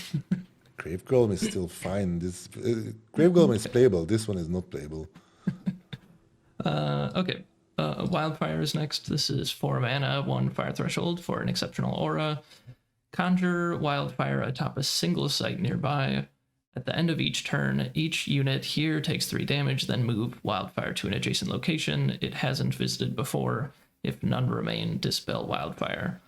So beta has these little fire tokens that are like burned, and it tells you which locations this is visited before, and it just like travels around the board and deals 3 to whatever happens to step in its way. And it's at the end of each turn, right? Yep. Yeah, so you move it at the end of your turn. As soon as you play it, you deal damage and then move it, and then at the end of their turn, that deals damage and moves. So it's actually a little bit difficult for them to move their stuff out of the way of this. So I sometimes see this get a 2-for-1, and at minimum, it's like a minor explosion for 4 mana. It just, you play it and it deals 3. So I give this a B. I don't think there's that much upside for it. They often can just move away from it. It's possible that you get in a situation where it actually hampers where you can move because it has a limitation to which sites it can go to. So at some point it might have to go onto your own sites where you don't want it to be, although you can usually play around that, but just be aware of that kind of thing. Mm-hmm. Yeah, for me it fell off. For me, I downgraded it also. So yes, it is a 4-part spell that deal 3 damage. But the one thing that a lot of people actually forget that it actually has to be cast nearby, which is already quite annoying. So you are not that flexible. And then, in my opinion, most of the time it just kills the 1 minion. Because yes, it moves around, but I mean, everybody can count. So it rarely happens that if there's something on the side that it can actually kill a second minion. In best scenario, it will just deal 3 damage to the opponent's avatar because he has room for it. He can take the 3 damage, so it's then also not that relevant. So it's actually an expensive. It's easily castable. That's okay. So it's an expensive, and then with a nearby limited kill spell for not a big minion. So yeah, I give it probably more a C. And also in fire, there are just way better removal spells that are flexible. The only side comment is it's really build around B or even B plus if you play with Enchantress. I once had a guy with Enchantress who picked it up and the Enchantress in his first booster, and then he was able to take these 2 wildfires. My God, that was such a horrible thing because then they stay alive, right? So then it's really insanely strong. But it doesn't happen. But if you are in a draft situation that you can open Enchantress, then you really want this in your deck as much as possible. Okay, next one is Poison Nova, 5 mana for an fire threshold, exceptional magic, lethal, deal 1 damage to each other nearby minion. Since I've been playing the amount of times that I thought in my head, what about Poison Nova is probably the most counted card for me, for sure, because this card is the way that you get back into a game, or it is the way that you completely destroy your opponent's whole base of operations, because again, you know that you have it in your hand. You know when you play it, you can choose to not cast minions if you are behind take a little bit of damage just to cast that Poison Nova and then just overpower him because you just have 1 or 2 extra minions. Yeah, and if you are threatened, you just solve all of your problems. Yes, it is expensive for 5, but this is really more a middle game card. So yeah, I think this is definitely the first A for exceptionals, and I think I actually give it a solid A. Yeah, it's an A for me. Okay. Yeah, I landed on A. It's not an A plus because I can't just like win you the game. Like it doesn't really push you ahead when you're already ahead. But yeah, this is I've even like lost games to you, and I know like you're like thinking out loud during your last few turns, and you're like, oh, I need to play around Poison Nova, so I need to move this thing like way on the other side of the board to get away from it. And it's like, of course, I don't have Poison Nova in my hand anyway, and I just know I'm just sitting there losing the game. But yeah, you really do need to play around this card because it's only an exceptional, and it's just like an incredible board wipe that can just be one-sided and come out of nowhere. So yeah. It's like if you play competitively, you have this range. Like it's in poker, there is a range that your opponent can have that you have to deal with it. So in the beginning, whatever the cards that they have, it's about removal, etc. But if you are winning, then the range really smalls down. What are the cards that you will lose to? And Poison Nova is always there. Yeah. It's like Lava Flow, Poison Nova. Those are the two things that really scare me a lot. Next we have Cone of Flame. This is 6 mana, 2 fire threshold for an exceptional magic. Choose a direction from the caster, deal damage to each unit at a location in the area of effect. So this card's kind of weird. Like it's kind of tricky to set up a lot of the time. Like that's the most difficult thing with this. Like if they're on your board, they better not be on top of you. Like they need to be kind of exactly where you want them to be for this to really have the big effect that you think it's going to have. So it's like perfect at parity, and it's not very good when you're behind, or like, you know, I mean, it's probably still good when you're behind, but it's not like amazing.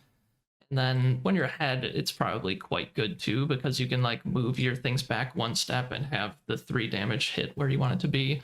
So it's very solid. It's probably not as good as it looks, but I think I still give it a B, which I feel bad because I've been giving all of these fire magics Bs, and they're all like pretty close to each other, I feel like. But what do you think about this one?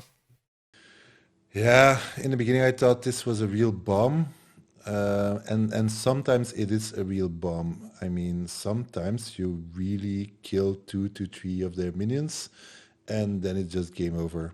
So it has that potential, but you really have to take a close look at this card. You see the dot where it is. The 5 damage does not start on the dot. It doesn't start on your caster's location.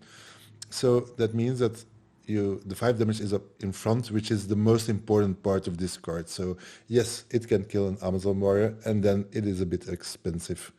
So it goes all the way to, damn, it's really difficult to cast to get that advantage. Sometimes like the minion I see is here and then the other one is to the left. Like, can I move myself?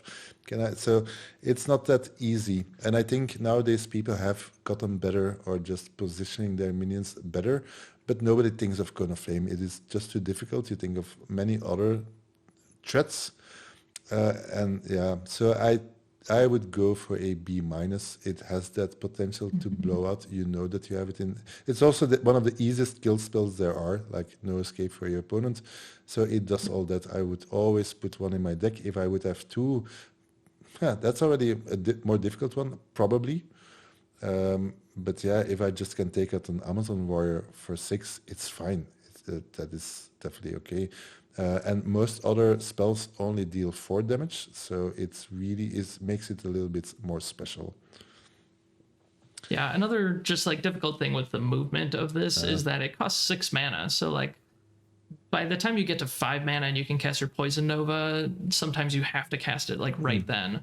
And for this to be 6 mana, that's usually 2 turns later. And then if you have to move to be able to hit the thing that you want to move, it might be a turn like 10 or something that you're actually able to move and cast this, but it's still super solid. So yeah, I agree with B minus. And also with the strange layout of the spell, like if you have, for instance, 2-part minions to the sides, you can actually like something else might get 3 damage, but then you can add 2 extra damage. So yeah, there is really a lot to this card. It's not an easy card to play or to get right, but if played well, the upside is amazing. At more or less good, it's 5 damage to 1 minion or 3 even to take out. And sometimes it's really annoying and you don't get it to fit. And so yeah, it's a good design card, I think. All right, next one, Escalon Cyclops, 6 mana for 6-part minion, 2 fire threshold, an exceptional monster, doesn't strike back while defending. So this card I thought was amazing just because it is a 6-part minion. And yeah, Amazon's bars are amazing, 5 for 5, this is 6 for 6, so it's a bit bigger. But the doesn't strike back while defending, everybody really dislikes it. They really hate it, and it's true. On the other hand, what will kill it? So yes, you can attack it with 2 minions, and then of course, so if you're really behind, Cyclops is not the card that you want to see. If you are really under a lot of pressure. On the other hand, the moment that it's your turn, it will kill anything. So I'm always like, yes, what are they going to do with your Amazon warrior? Will you block? No, but you will kill their Amazon warrior. No problem. So I think I really like the Cyclops. But yeah, it's a difficult one. So I came down on it. So I think now I have it as a it's a difficult C plus, I guess. Yeah. I'm Although gonna give it a what? yeah, No, go ahead. no, yeah, B minus is Yeah. yeah something on that range. Yeah, I give it B minus. So the weird thing that I didn't understand for the longest time is that I thought it was like when it uses the defend ability, because that's like probably the only time in the rule book that actually says the word defend anywhere. But actually, it is, they can just attack your minion with their minions, even if he isn't blocking or anything. That's considered defending when he's getting struck by enemy minions.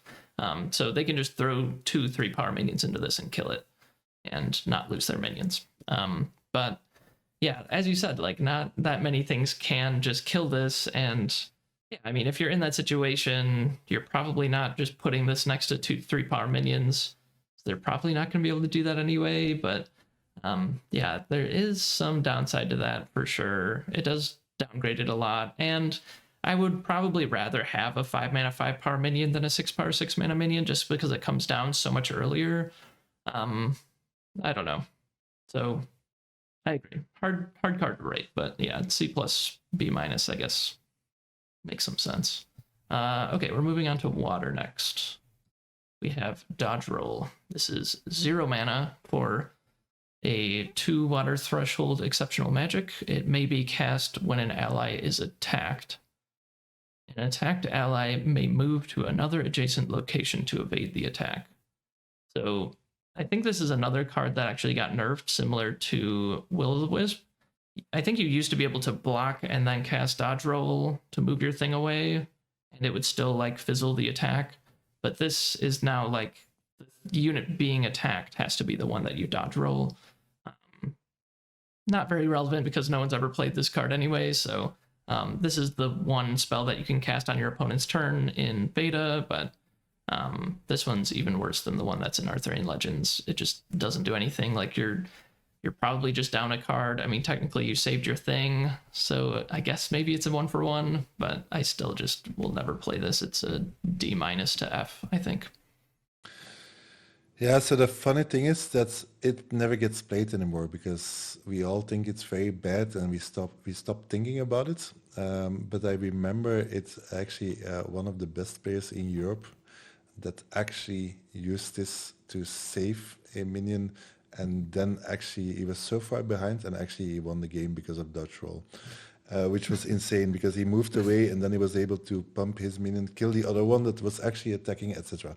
So the thing here in beta, definitely it was the 2 water thresholds, because it would mean that you are in water. So that was already, and then if you are in water, will you put a dodge roll? Probably not. So I think it's very hard to rate. This is definitely a card that is undervalued, I think. and just people threw it away. So I'm not sure if this is an F or a D. I think if for instance you have really valuable minions like with upside abilities etc, it might get its place. So I don't know. I honestly don't know. So from I never play with this, so therefore I would say it's a D to D plus. Um, yeah, let's leave it there. I just don't know. Okay. Next one is Shrink, 1 mana, 1 water threshold. Exceptional magic, set the base power of target nearby unit to 0 until your next turn. The tricky thing here is nearby. This is basically, it's not a free removal spell because yes, you have to attack it with or your avatar or with another minion. So it also takes away damage, otherwise your minion would deal damage to a side, whatever. But having a 1 mana kill spell in water is actually very good. And we know it from battle mage, etc.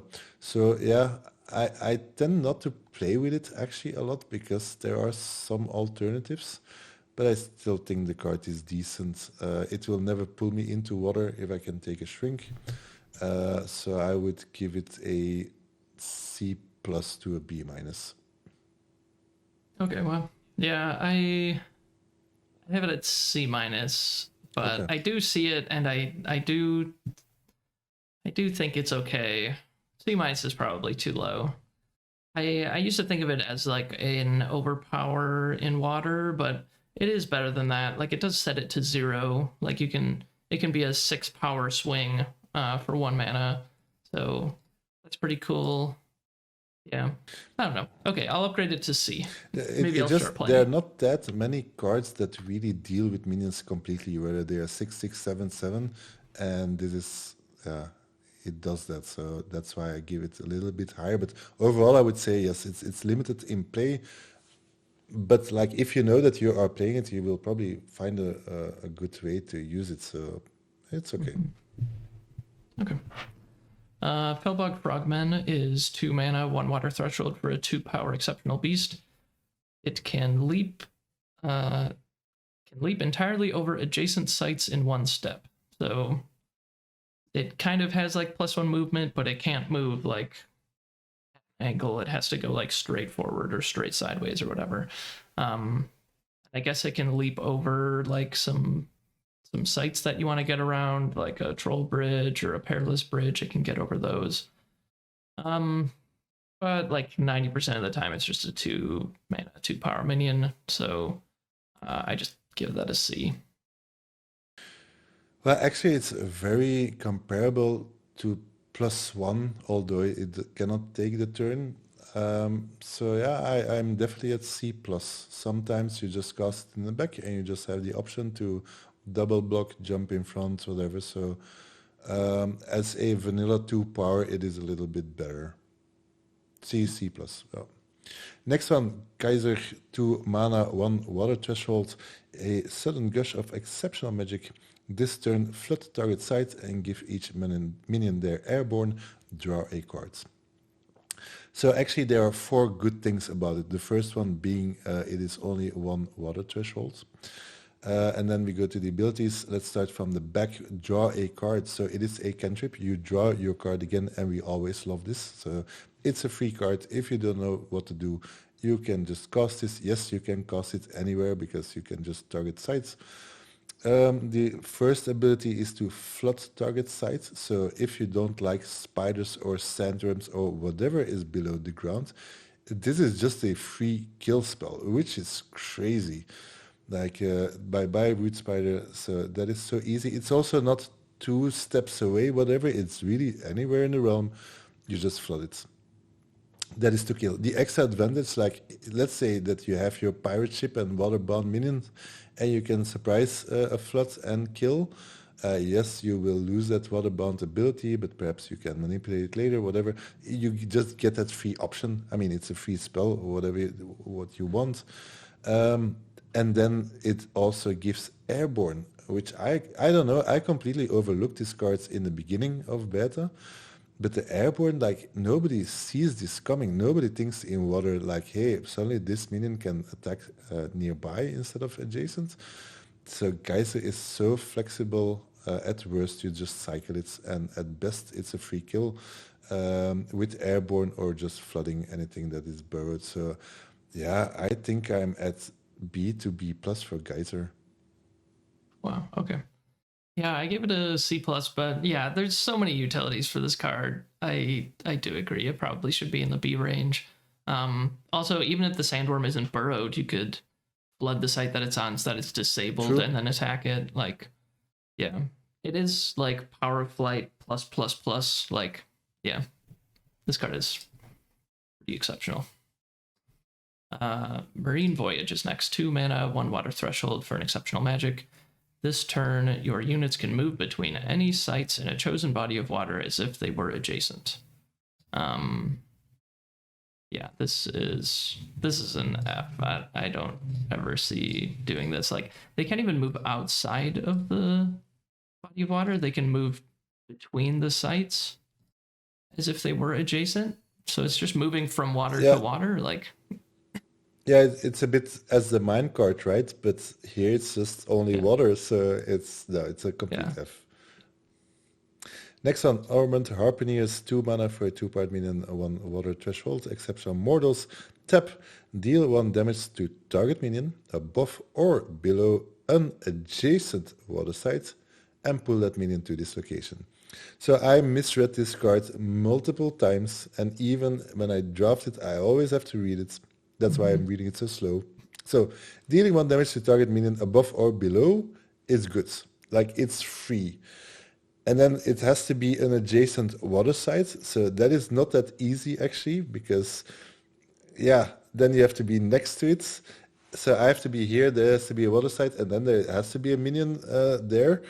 And then you can actually pull it. But like, the card is on the board, everybody sees it, it's only 1 damage. So what is the impact? So probably pulling a minion is the strongest ability, but it never happens. So I guess I mean, sometimes it can, like, if you have, for instance, a Marine's Curse, then they really have to think about it. Then it can really uh, area control an Amazon war, for instance, but it will never do more than that. I mean, you will never kill the Amazon war unless you can blink or whatever, but you don't want to put your hopes up on this card for this, because the 1 damage impact is just not big enough. So that is a lot of words to say. For me, this is a C. This is just a 2-part minion to C minus. Well, C, because there is a little upside, but Yeah. I've never seen this card activated, but I'll still give it a C with the hope that someday I'll see it actually activated. Tide Naiads is 2 mana, 2 water threshold for a 2 power exceptional spirit. It has submerge, and this site is flooded. It is a water site. So whatever site it's on is flooded. I think there's this weird thing where, like, if it's submerged in a water site and then it tries to move forward into a land site, like, it can't actually do that because it's not a land site before it enters. So I think it can't even, like, move around underground for free. Is that not how really, you thought it worked? that feels very weird to me. Yeah, I don't think it can do that, but maybe I'm wrong about that. Is there an FAQ? Can it move from an And underwater site to an underground no, location? No, it can't. Yeah. no, no, because then actually the card would be very good. Very good. It would be good. Then the effect would be there, and you would have safe manipulation Yeah. of the underworld. But Anyway, yeah, so it's just 2 mana, 2 power basically, and maybe it, like, fixes your. Well, I was gonna say it fixes your water threshold, but it's double water. So how much more water threshold do you need? I guess it can, like, yeah, I can kill underground stuff, but again, like, it sees it on the board already, so they would have to be, like, underground on your sites. But again, it's like one of these water cards that are 2 mana, 2 power with, like, the tiniest little bit of upside, so that makes it a C. But even the double water threshold makes that a little bit iffy. yeah, I'm really sad for this card, because I really like the design of the card. I mean, I really like the idea that minions can flood sites. That is actually that water misses, because water bound is such a issue that land bound doesn't have. So water bound needs help. But can you imagine that you have 5 pirate ships in your deck, and then you have these tight knights, And so basically this one Titan Knight facilitates 5 pirate ships. So if I think about the Basilisk, which is a 3-part minion, that card is insane on its own, and yes, they have to kill it. But let's say I have 5 pirate ships, then they have to kill this one. But this is only 2 power. That is so easily to kill in so many different ways. And again, you see it on the board because it's you cannot just cast it on another side. So you see it happening before your eyes. So it can never have the impact that it intended to have. And also, like the way that you said, that might work, but then it's safe underground. But now you have to cast it above, then it has to take a step, and then if you really want to save, then it has to submerge itself into its own water site. So yeah, that's not happening, and then it's just a 2 mana minion for 2 water thresholds. So yeah, for me, it's a C, it's a D, unfortunately. Yeah. Next one, Unland Eel, 2 mana for a 2-part minion, 1 water threshold, exceptional beast with submerge. Whenever Unland Eel submerges, it may drag another minion here down with it. Unland Eel is a completely different ballpark than the Tide Knights. I think actually this card is quite good. So at worst, it is just a vanilla 2 drop with submerge, which never is really relevant. But that whenever Unland Eel submerges, it may drag another minion here down with it. That puts so much fear on your opponents because whatever movement spells you have, and you can actually kill a minion for free, and it is any minion for free. You're playing water, you know where you place your water sites. And then the extra combo that really exists and is not funny is actually with the Marine's Curse. You can actually, so let's say there's an Amazon warrior who attacks into your water site, you cast the Marine's Curse on the Amazon warrior, then you cast the Unland Eel, the Marine's Curse will actually submerge your Unland Eel, and then the effect of Unland Eel will trigger, and you will kill the Amazon warrior, which is a free kill spell for 5, and you have your Marine's Curse back into hand, where you can actually repeat the same thing, because then you could say you go there somewhere submerged or even besides, and so it can really lock out a complete opponent, which I've done in the past. So it's more than a build around. So if I see an Unland Eel, I always watch for Marine's Curse or the other way around. And in that case, it really becomes like a B- to me, just because it's also cheap. And in worst case, it's just a 2-part minion, which you also need. So I like the card. Mm-hmm. Okay, yeah, I give it a C+. I can't say I've ever actually dragged anything down with it, but it probably has made things like a little bit awkward at some point. I've never comboed it with Mariner's Curse because I didn't know about that. But yeah, that is a really sick combo. I like that a lot. Yeah, but it's with blink and movement, etc. Mm-hmm. Okay, Accursed Albatross is next. It is 3 mana, 1 water threshold for a 1 power exceptional beast. It has airborne, and when a unit kills a Cursed Albatross, kill that unit's other allied minions it's nearby. So they don't actually have to like attack this and kill it. You can attack their units and have this thing die, and then it kills everything else nearby. So it's like a poison nova on a body, but that's not really how it plays out. I think. Are you correcting me? Am I wrong about this? Yeah. It doesn't kill everything. It kills everything except for the minion that kills it. Yeah, that's true. Yeah. So I've never actually seen this thing trigger. Someone told me recently, like, oh yeah, I think that's a pretty good card. Like I've seen this trigger and kill a bunch of stuff, but I don't know. I'm gonna have to see it to believe it, and it's kind of weird. Like it's a card that I read and I still think like I could see this happening. I could see it actually doing the thing, but I don't know. You're gonna have to tell me if I'm right or wrong about this, but I gave it a C-, and it could be like a D. I wouldn't be surprised. I think Accursed Albatross has potential. Yeah. But it is so difficult. So honestly, I lost a draft because of it. And it only happened once, and actually it lost, I think, 2. Yeah, just because it was combined with movement. I think it was just a tactical movement, and yeah, didn't think of it. So overall, this card doesn't do anything. It's 1 mana, so you have to be careful for deserts. It is airborne, so that's a good thing. But it should not be that difficult to kill. On the other hand, you really have to kill it. There is no other way around it. So it really, you cannot ignore it. It's just too dangerous. So most of the time you can just solve it, but you really have to solve it.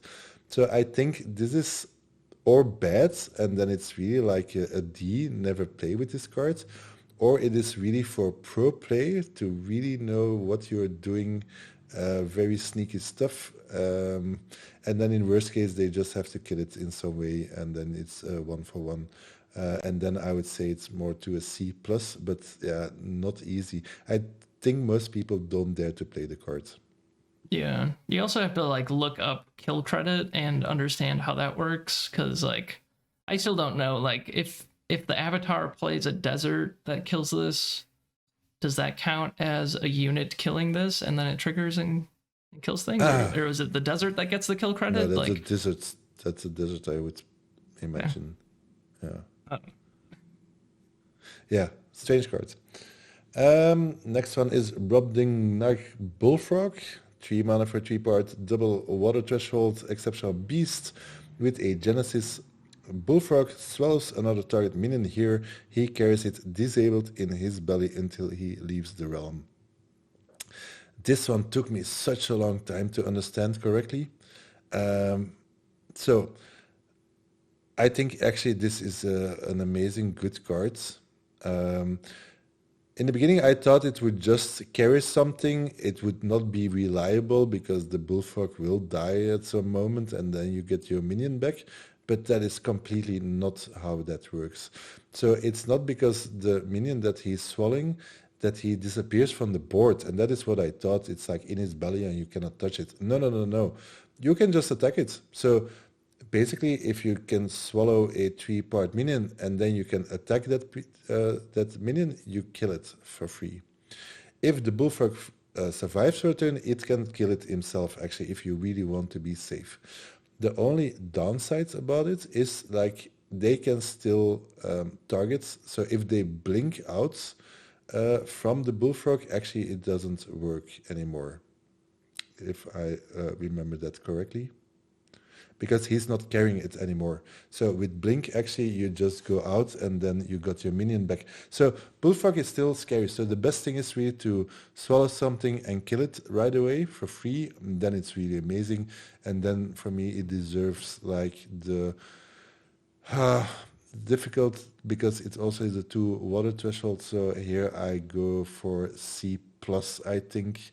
B minus is just a little bit too up, but it's also a 3-part minion, so the card is really, really good. Okay, yeah, I gave it a B minus. But yeah, I had this exact same learning curve as you. I feel like everyone did that. It was like, okay, I assume it's just in its belly and it can't do anything to it. But yeah, and then you just like untap and the frog contracts and attacks the minion that it's carrying. And there is an FAQ. It does say if the minion gets moved away and it's not carried by the bullfrog, it loses disabled and it's not swallowed anymore and can do stuff. So yeah, that's all pretty interesting. Okay, next is Fey Changeling, 3 mana, 1 water threshold for a 1 power exceptional fairy. May be summoned to any site. And Genesis, you may return a minion here to its owner's hand. So you can bounce your own or your opponent's minions, but I think for the most part, this is supposed to be like a tempo play. You pay 3 mana to bounce their Amazon warriors and then attack for a bunch.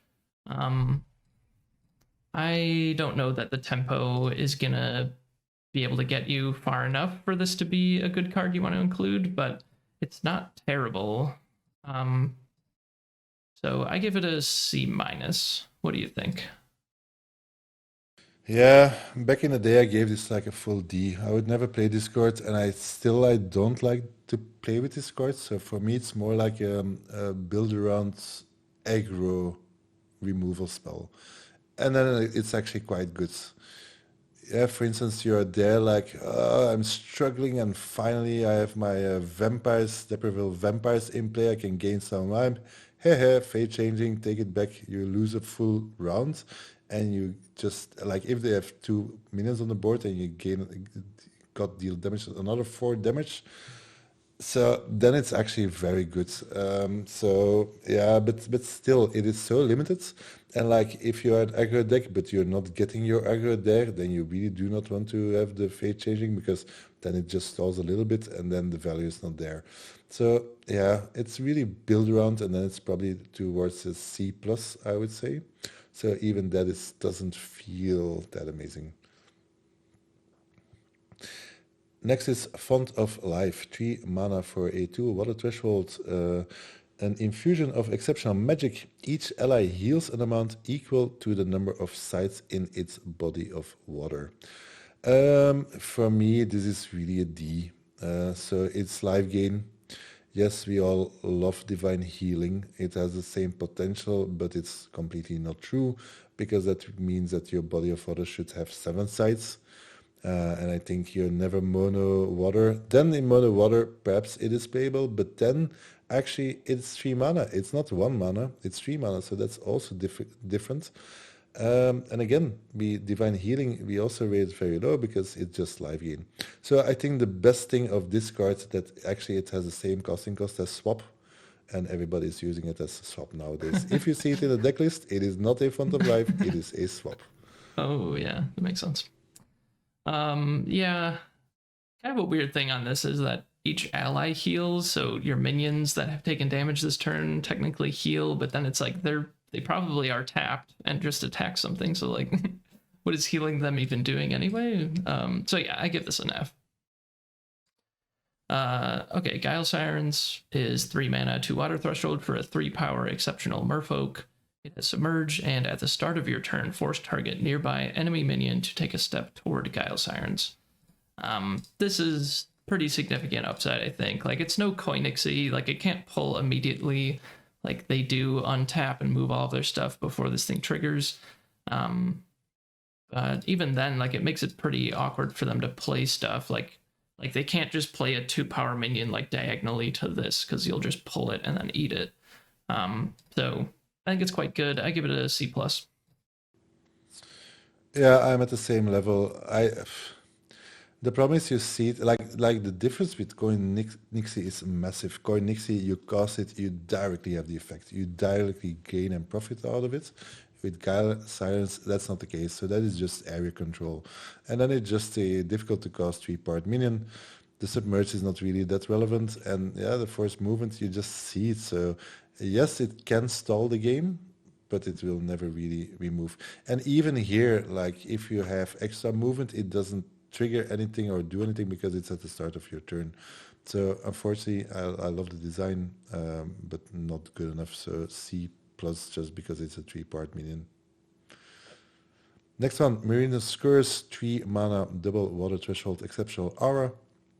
Whenever a minion enters an affected water site, submerge it and return Marina's Curse to its owner's hand. So on itself, the card is not amazing. You see it, it's there. Nobody will walk into it and sacrifice their minion. Perhaps like if the game has gone so long and he has built like 6 minions on top of your waterfront, then perhaps one takes a step in and you just get a massive amount of damage. But so as a card in itself, it's probably just a complete D. So it's definitely a build around card. But as a build around card, there are many options. There are some options, especially with RTO Legends. You have the Coin Nixie, you have the Let Astray, you have the Eel that I just talked about, which is the best one by far, and then you also have Riptide. So I think Marine's Curse is actually strong. It's actually a good card, but it's not an easy card. You really have to know how to position your sites. Also, sometimes even when I think, hey, actually I have ways to get it back, because for instance, if you have submerged minions in your deck, if necessary, you can just cast them. They will get submerged, but they don't die. You get your Marine's Curse back and you can play it somewhere else. But sometimes that is not that easy. So sometimes I cast it to push the opponent back, but then it's sitting there and it is also annoying to me. So it's really not an easy card to play correctly. But given said that and thinking of all the combos you can do with it, I go for a solid B. Okay. Yeah, I gave it a D, but a build around B plus. I mean, like, if you can spend 3 mana to drown something and then not have to spend a card to do it, like a free removal spell, that's pretty amazing. But yeah, you absolutely need to build around it. It does nothing on its own. I've seen many people just jam this in any water deck and say like, oh, you can't come on my sites, and it's like, okay, I'll go onto your land sites, like whatever. Like yeah, it doesn't even work like drown. Like if you just play this on a site that already has a minion there, like it doesn't trigger. So yeah, very tricky. Sea Raider is next. 3 mana, 2 water threshold for a 3 power exceptional mortal. Whenever Sea Raider attacks and kills an enemy, its controller discards their topmost spell. You may cast that spell once this turn, ignoring threshold.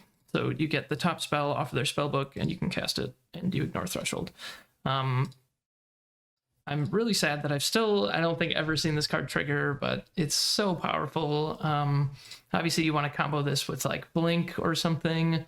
It does have to use the move and attack ability to actually get the trigger. I don't think it's just like kill credit and you get it. So I don't think like grapple shot works with this. But yeah, if you ever even trade this off and then get to cast a spell from your opponent's spellbook, this card's going to be absolutely nuts. So I give it a B-. It probably should be higher, but I think just the fact that I've like never seen it trigger and I've seen it played so many times makes me just like, okay, like it is upside, but it's not really gonna happen.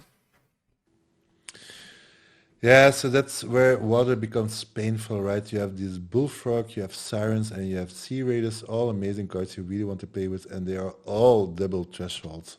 So all three of them, well, not the bullfrog, but the guile sirens, they are just 3-part minions for me, which are difficult to cast, unfortunately. I guess the sea raiders effect is one of the strongest. Like, you really cannot ignore it, and you probably will need to kill it. The other thing is like, if let's say with a blink you can actually kill a 2-part minion and you get that free spell, perhaps it is in the beginning, perhaps you only have 3 or 4 mana and then suddenly you show like an Amazon warrior and then you cannot cast it. So it's not even guaranteed that you are able to cast it. Or let's say that you really want to do something in your hand and then you have another good card and yes, okay, more cards. So it's not even guaranteed. It would have been different that if the card was just there, exiled or banished, and that you could just do it on another turn. But forcing it on that turn makes it also very random. So yeah, but you cannot ignore it. So the card is good. I think I'm just at a C plus. It rarely happens. I did it in the past, honestly, and then you're laughing and you get a card advantage. Yeah. Yeah. Next Man, one if I ever trigger this and I can't cast the spell that I get off of it, I'm Yeah. just gonna quit sorcery forever. Like that's it for me. Okay, I'll remind you to it. Next one, Bridge Troll. 4 mana for 3-part minion, 1 water threshold, exceptional troll. Whenever an enemy attacks Bridge Troll, they must spend all of their remaining mana to give to you on your next turn. So it's a kind, if you like magic, this is some kind of walking mana drain minion. But it works differently. So unfortunately, this is just a very expensive 3-part minion because for the very simple thing, like if you want to just kill the bridge troll, just cast your stuff before. Normally, I would say always do your interactions first, then you cast your minions. Now you just do it the other way around. Said this, sometimes, but it doesn't happen a lot. Sometimes you actually want to cast a spell after you have attacked for some reasons. And I think once it was like minor annoying that it was a bridge roll, but overall it's just an expensive 3-drop. So I just give it a C-. Yeah, I give it a C- too. This is another one that you have to. This has to be the target of the attack to actually get the trigger. And I guess technically, like if they try to spend all their mana, but they have like 2 mana that they just can't spend, and then they kill this, like you do get 2 mana, even if it's not preventing them from using it. So, but yeah, I don't think this is another one. I don't think I've ever seen trigger. So But this combos really, really good with dodge roll, right? dodge roll. Does it? Yeah, I guess it would. It would survive, and you get the mana. Ooh. There you go. It combos with Mask of Mayhem. That's the card. Indeed. Yeah. Flood is next. 4 mana, 2 water threshold for an exceptional aura. Affected sites are flooded, they're water sites. So if you don't care about flooding your opponent's sites, this is just an F.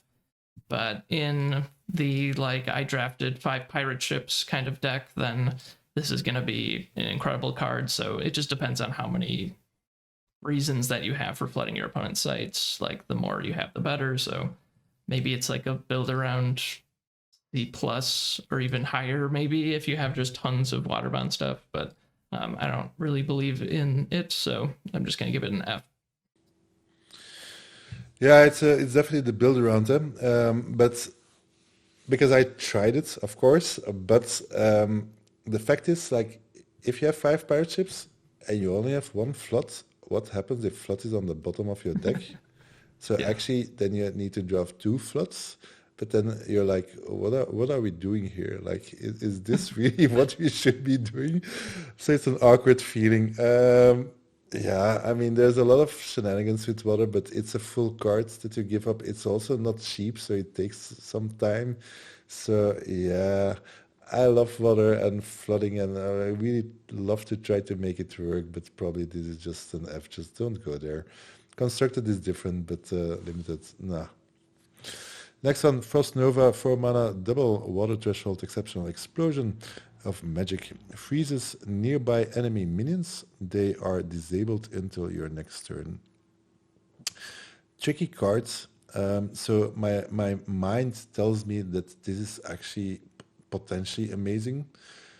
And then my other brain tells me that it's not really happening ever, because it's only good if you can actually kill another enemy minion. So that means that you have to be able to set it up properly. But that then also means that they put minions next to your minions where they might be able to get killed, etc. Like the stack of requirements that makes this card work is so high. And yeah, just freezing everything for 1 turn, yes, it will prevent damage. So in that way, it's some kind of life gain. But again, it will not save you anywhere out of it. So I honestly, I never seen anybody cast this card. So for me, unfortunately, I like the idea, but it's D to F. Yeah, I gave it a D as well. And you're so right. Like, part of me is like, this is an F. I'm never playing it. Part of me is like, well, you could set it up. But yeah, it's I've never seen it happen. Stormy Seas is 4 mana, 1 water threshold for an exceptional magic. Submerge all minions and artifacts occupying target water site. So this is the cave-in for water. And just like how Drown is much worse than Berries, Stormy Seas is much worse than cave-in. So I give this a C minus. I mean, it depends on your deck a lot. Like this is probably like a build around, honestly. But yeah, if they have their stuff on your site, then you get to kill it all. So there's some upside. Yeah, I don't even like Drown, so I definitely don't like Stormy Seas. Yes, this one has the potential to kill multiple. It's a C minus to me. I don't want to play this card. Next one, Tring Constrictor, 4 mana for 3 parts, a water animal with 1 water threshold, exceptional beast, tap. Constrictor may take a step. Then it constricts target minion here and carries it disabled. The next time Constrictor would untap, it instead kills that minion if it's still constricted. So a lot of text for mostly a 3-part minion for 4, which is not good. So that is on C level, but the ability is also not to be ignored. Normally the real impact is not there, although I have done it in the past. So the same thing is true for the bullfrog. So you can here disable a minion and then kill it also. So if you have movement shenanigans, then potentially you can use, but the setup requirement is high. It is not easy. And it has happened that actually my opponent cannot kill it, and then with movement it just killed a minion for free. But that's not what you're going for this, so I don't like to put it in my deck. I don't mind it to have it, but I don't have any hopes for it. So it's just an expensive 3-part minion. So I just give it a C minus. Yeah, I gave Bridge Troll a C minus, and the ability I think is definitely better, so I bumped it up to C, but yeah, this is another one that is a dream. I wish could say that I've seen it happen, but I think I've seen it happen like once, so I think it is actually a real thing. Okay, Upwelling is next. 4 mana, 2 water threshold for an exceptional magic. Target a nearby site. Return each artifact and minion there to its owner's hand. So I think this actually does hit things under the site, which is interesting. I guess you can bounce burrowed stuff. I give this a D. It's the same argument as like Fey Changeling, and I think it's even worse than Fey Changeling. Like you have this dream of bouncing multiple things, and maybe that happens, but you also might have had to move, and it's more expensive. It's 2 water threshold instead of 1. So yeah, I'm just not playing this card. At least Fate Changing you can cast anywhere and you still have a 1-power body on the board for 3 mana. This is double threshold for 1 mana more for a nearby site. Are you kidding me? Yeah, this is straight F. The next one is Undyne for 5 mana for a 0-part minion. Oh no. A 2 water threshold exceptional spirit with submerge. But now the tricky parts. The Undyne has +1 power for each site in her body of water. I remember one of my first limited games and somebody cast this against me and it was actually like a 7-part minion. And it was, anyway, this card was so strong and actually very scary in the beginning. I think this card was why people wanted to play water because it's, if it gets huge, it is really huge. But again, it's the same thing. Actually, it is water bound. Otherwise, it's just a 0-part minion. So yeah, if you can flood, if you have ways to make sure that you have your opponent on water sides, then this is actually a fabulous card. Then it's like a B card, but it's so unreliable. With Arthurian Legends, it's different. More people are playing water, and then if you really commit heavily to water, then I might consider playing it. The very funny thing is that this actually happened recently, where somebody just sinkholed their water site, and because it has 0 power. I don't know if it dies because 0-part minions with 1 water is still alive, but that was funny that it became from a very big minion to something that they killed instantly. So yeah, I don't know where you have it. So it's a build around B towards a D. Yeah, it's really weird that this doesn't have waterbound. Like the fish and stuff can at least flop around on the ground, you would think, but this one is like literally a water spirit. Like, what is it if it's not on water? Like, that's really weird. So it could like technically untap and then like move back into water if it wasn't in water. Very weird. Yeah, I don't know. So I gave this a D minus, and then I gave it a build around C plus. I think I might just like Pirate Ship more than this because like 5 water sites is kind of a lot to have in a body of water, I feel like. So I feel like it's unlikely it's going to have more than 5 power ever, and it might just have like 3 power. And that's just the thing is trash. like you will probably combine this with Wave Shaper, and then you just add 1 water site already, and the chance that you have 2 or 3. So yeah, I've seen it grown really huge, and then it's no joke to deal with. But yeah, it's true. Pirate Ship is easier. Water is just the build around element, so don't just play water with no reason. Okay, Giant Shark is the last water card. This is 5 mana, 2 water threshold for a 5 power exceptional beast. It has submerge and waterbound. It's a good start there. Whenever another unit enters or moves between sites in this body of water, Giant Shark moves to that unit to fight it. The keyword that's missing from this is enemy. It triggers on your own units moving through sites, including your avatar. So that is just very dangerous. And like many of these other cards, like they see it in play, they see it's in the body of water. They're not just going to move a 4 power unit into your body of water when this is going to trigger and move to it and kill it.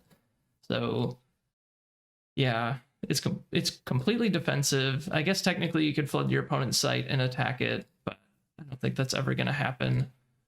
I give this a D minus, and I don't know if it's even a good build around card. So, yeah. What do you give the build around grade? There is no build around. Yeah. This card is horrible. I remember in the beginning because I stared so much at this card, and I really had the perfect water draft, and I had so many good. I think I was going for mono water nearly, and then I had the giant shark, and I was as happy as possible. And then I cast the giant shark, and then basically I could not attack because I was waiting on the water bound. And then I realized, hey, I cannot play any minion anymore because that stupid shark will just kill it, and then I had to finally kill my own shark. It's a nightmare. It's really never ever good. So I think they should A out of the card, remove water bounds, then actually just a 5-part minion that makes it good. And you have also the annoying effect for yourself and your opponent. And if you can, they should actually give it airborne, and then there should be a card like Shark Typhoon to just make the reference. Anyway, that is water for us. So yeah, Giant Shark is really like a D to D minus. Like it's really unplayable. Yeah. Sling Pixies is 1 mana, 1 air threshold for a 1 power exceptional fairy. It has airborne and ranged, and it takes no damage from units with 4 or more power. So they put a lot of abilities on this 1 mana, 1 power minion. Is it any good? I don't really think so. I think it's like a D. Yeah, like ranged on a 1 power minion isn't really anything, and sure it can block big minions, but that's not really worth a card in my opinion. So yeah, I'm probably just never playing this. I give it a D. I agree. I think if this one they should have give range 3, then it might be playable, but still with a 1 power. Yeah, it's not good enough. Next one, Summoning Sphere, 1 mana, 1 air threshold, exceptional aura. You may summon minions to affected sites. This is not a limited card. It has its uses in constructed. But yeah, like what are you casting that says that you can just lose a card and gain that advantage? Then I don't know. Then you really, I don't see it. So for me, it's a complete non-playable card. It's an F. Yep, I give it an F as well. Telekinesis is next. It is 1 mana, 1 air threshold, exceptional magic. Caster snatches and picks up target nearby artifact they can carry. I've never seen this card played. Yeah, we don't see artifacts. They can't even kill like artifacts that can't be carried. Anyway, this is an F. Like, why is it caster? Why just any minion? Even then it would probably be an F. Perhaps, now even then you would never play it. Anyway. Next one, Chain Lightning. 2 mana for a double air threshold exceptional magic. Deal 2 damage to target unit nearby. Any number of times you may spend 2 to additional target a new unit nearby the previous one. So just to note, no, you cannot hit the same unit multiple times. It really has to be different ones. And the more mana you spend on it, potentially the better it gets. I always have an issue with this card. So for sure, it's a good card. At the very minimal, you pay 2 mana to kill something of 2, which is fine. There are a lot of 2-power minions that are really annoying. For 4 mana, you can have that effect happen twice. So if you can combine it with a desert or another spell, which is not easy because you're already spending 4 mana, so probably it's more a minion that has to do something or range attack, that's fine. For 6 mana, you actually nearly reach all the boards, and then it's also a kill spell to your opponent's avatar, and I've been killed by this card a few times already. So Chain Lightning is good. I don't think it's the premium removal or damage spell there is, but definitely it's really good enough to be there in your deck. So I prefer Magic Missiles over this, but still I just give it a C+. Okay, yeah, I give it a C. And yeah, it's pretty rare that this actually gets 2 for 1s. Like, how often are there 2 power minions right next to each other that you can reach with this? And you have 4 mana, you have 2 air threshold. Like, I don't know. There's kind of a lot of setup cost, but it is flexible. It does have range. It can get the kill spell or the death blow. I don't know. Yeah, but It's okay. I've had it like if I have a 2-part minion and there's a 4-part minion, and then you just kill the 4-part minion with your minion, and you just get an red breast robin for free or whatever, and like your opponent don't expect it. It's really difficult to think about chain lighting, and sometimes you really can get caught by surprise. Yeah. But yeah, perhaps his C is probably correct. And it's good in Spark Mage for sure. Okay, Evil Presence is next. It is 2 mana, 1 air threshold for an exceptional aura. You may summon spirits to affected sites. When you summon a spirit here, give it charge and return Evil Presence to its owner's hand. So this is like summoning sphere, but only for spirits. I think it's much worse than the F that we gave summoning sphere. So this is also an F. Oh, yeah, it's definitely a build around card, that's for sure. So we all know it with the Jin, right? But yeah, if you are doing this unlimited for 8 mana, the good thing about Evil Presence is then that it comes back to hand. But yeah, we're not talking about constructed. So yeah, F, never play it. Psionic Blast, 2 mana, 1 air threshold, exceptional magic. Deal 1 damage to each minion here. They are disabled until your next turn. So yeah, again, unfortunate that it is so restricted in the place. So it is here. So that means that your caster, your avatar needs to be there. So that means that the minion is already on top of you, or you walked also all the way there. So it's so narrow when you can cast. So the effect is good. Dealing 1 damage is just extra. Disabling anything is just good. But honestly, like, what are you going to wait until they're just on top of you and it doesn't do anything in your hands? Perhaps Tawny, but I limited no. So F for me. Yep, I give it an F as well. Recall is 2 mana, 2 air threshold for an exceptional magic. Teleport any number of allied minions to the caster's location. Pure remove, or it's pure movement, not a cantrip. Yeah, it's gonna be really hard to like move your avatar to where you really want your minions to be. So I give this a D minus. Just barely got out of the F range for me. And then I wanted to mention a combo that I saw with this in Cube, which was if you have Avatar of Water, then you can flood your opponent's site and teleport there, and then cast Recall, and then get like an Alpha Strike.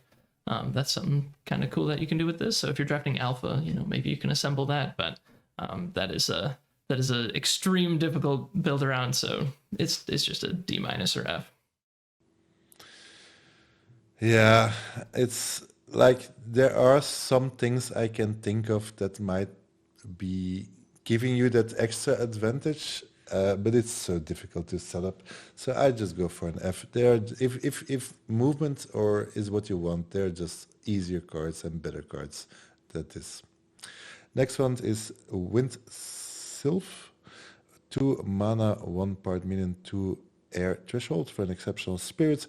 Airborne, air spellcaster, and after the Sylph casts a magic spell, she may push a unit here 1 step. So it's like a mini avatar of airborne, but it is difficult to cast with air threshold. It is only 1 power.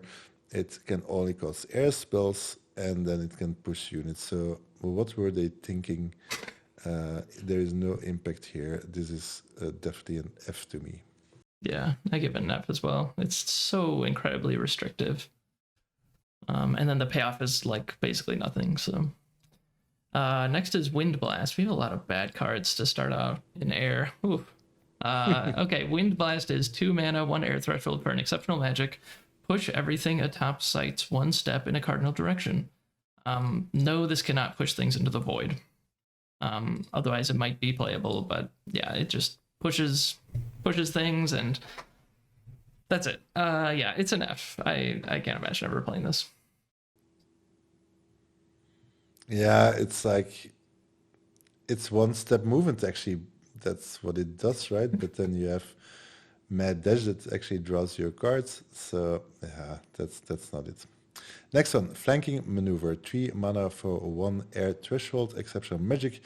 Teleport any number of allies at 1 location to another location. a chess knight's move away. Draw cards. This is a different ballpark, these cards. It's a lot of text. It's not easy for newer players. Also, you have to know what a knight's move away means. So they refer to the chess term where a piece can actually take 2 steps in a direction and then it has to take another side step. And in chess, they can jump over it. So here it teleports, so it's on that team.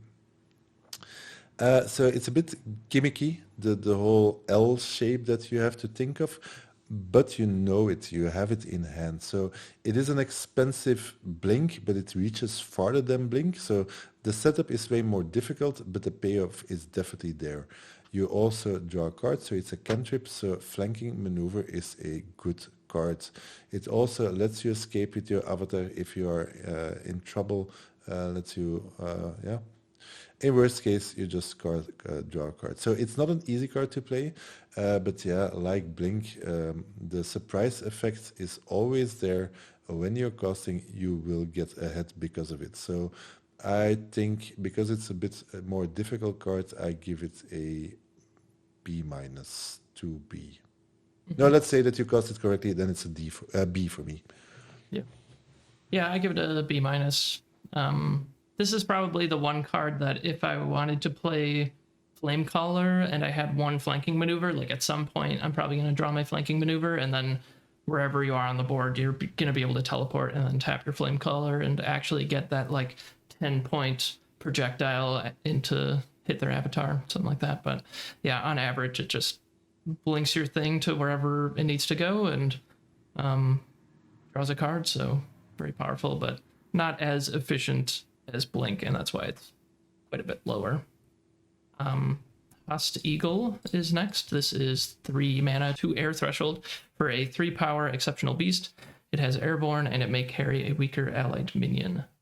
So it's Plume Pegasus for 1 extra air threshold, and then it can carry something, which does happen sometimes.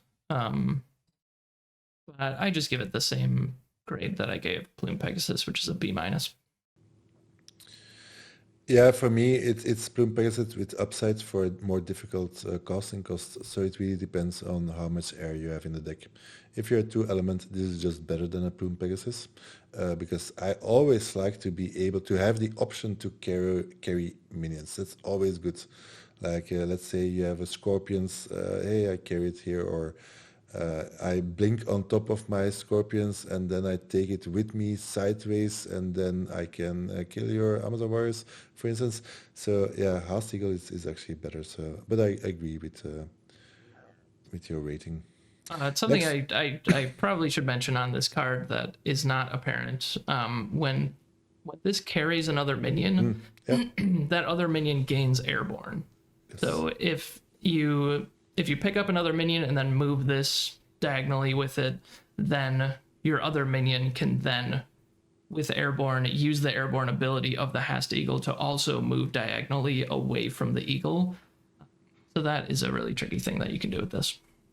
All right, next card is Headless Hound, 3 mana for a 4-powered minion, 2 air threshold, and it says an exceptional spirit, whereabouts unknown. It has Voidwalk, and at the start of your turn, Headless Hound teleports to the top of a random site or void. So, like me, who started at beta, this was actually the promo, so one of the first cards I saw. I have a strange relationship with it because I don't like random stuff overall. I like to control my plays, etc. But if you just look at the stats, 3 mana for 4-powered minion, and it's funny that the whereabouts are unknown because it teleports. You don't know where it ends up. So first, I was not that high on this card. But if you look at Constructed, like this is played a lot. Why? Because it's a very cheap 4-powered body. And yes, it can teleport to areas where you don't want it to go, and it really can screw up your plan. But the fact, if you have to play against it, you cannot just ignore it. You cannot just say, okay, let's be lucky, and if not, I will just lose my 3-powered minion. So you cannot ignore it. So basically, you have to always assume that he will be able to attack, and you have to adjust accordingly. So that way, it just is a very free body, and it also can appear at places where you really do not want it to strike, if you have an extra blocker or whatever. So yeah, although a tricky card, and of course best to play when in the beginning on turn 2 or 3.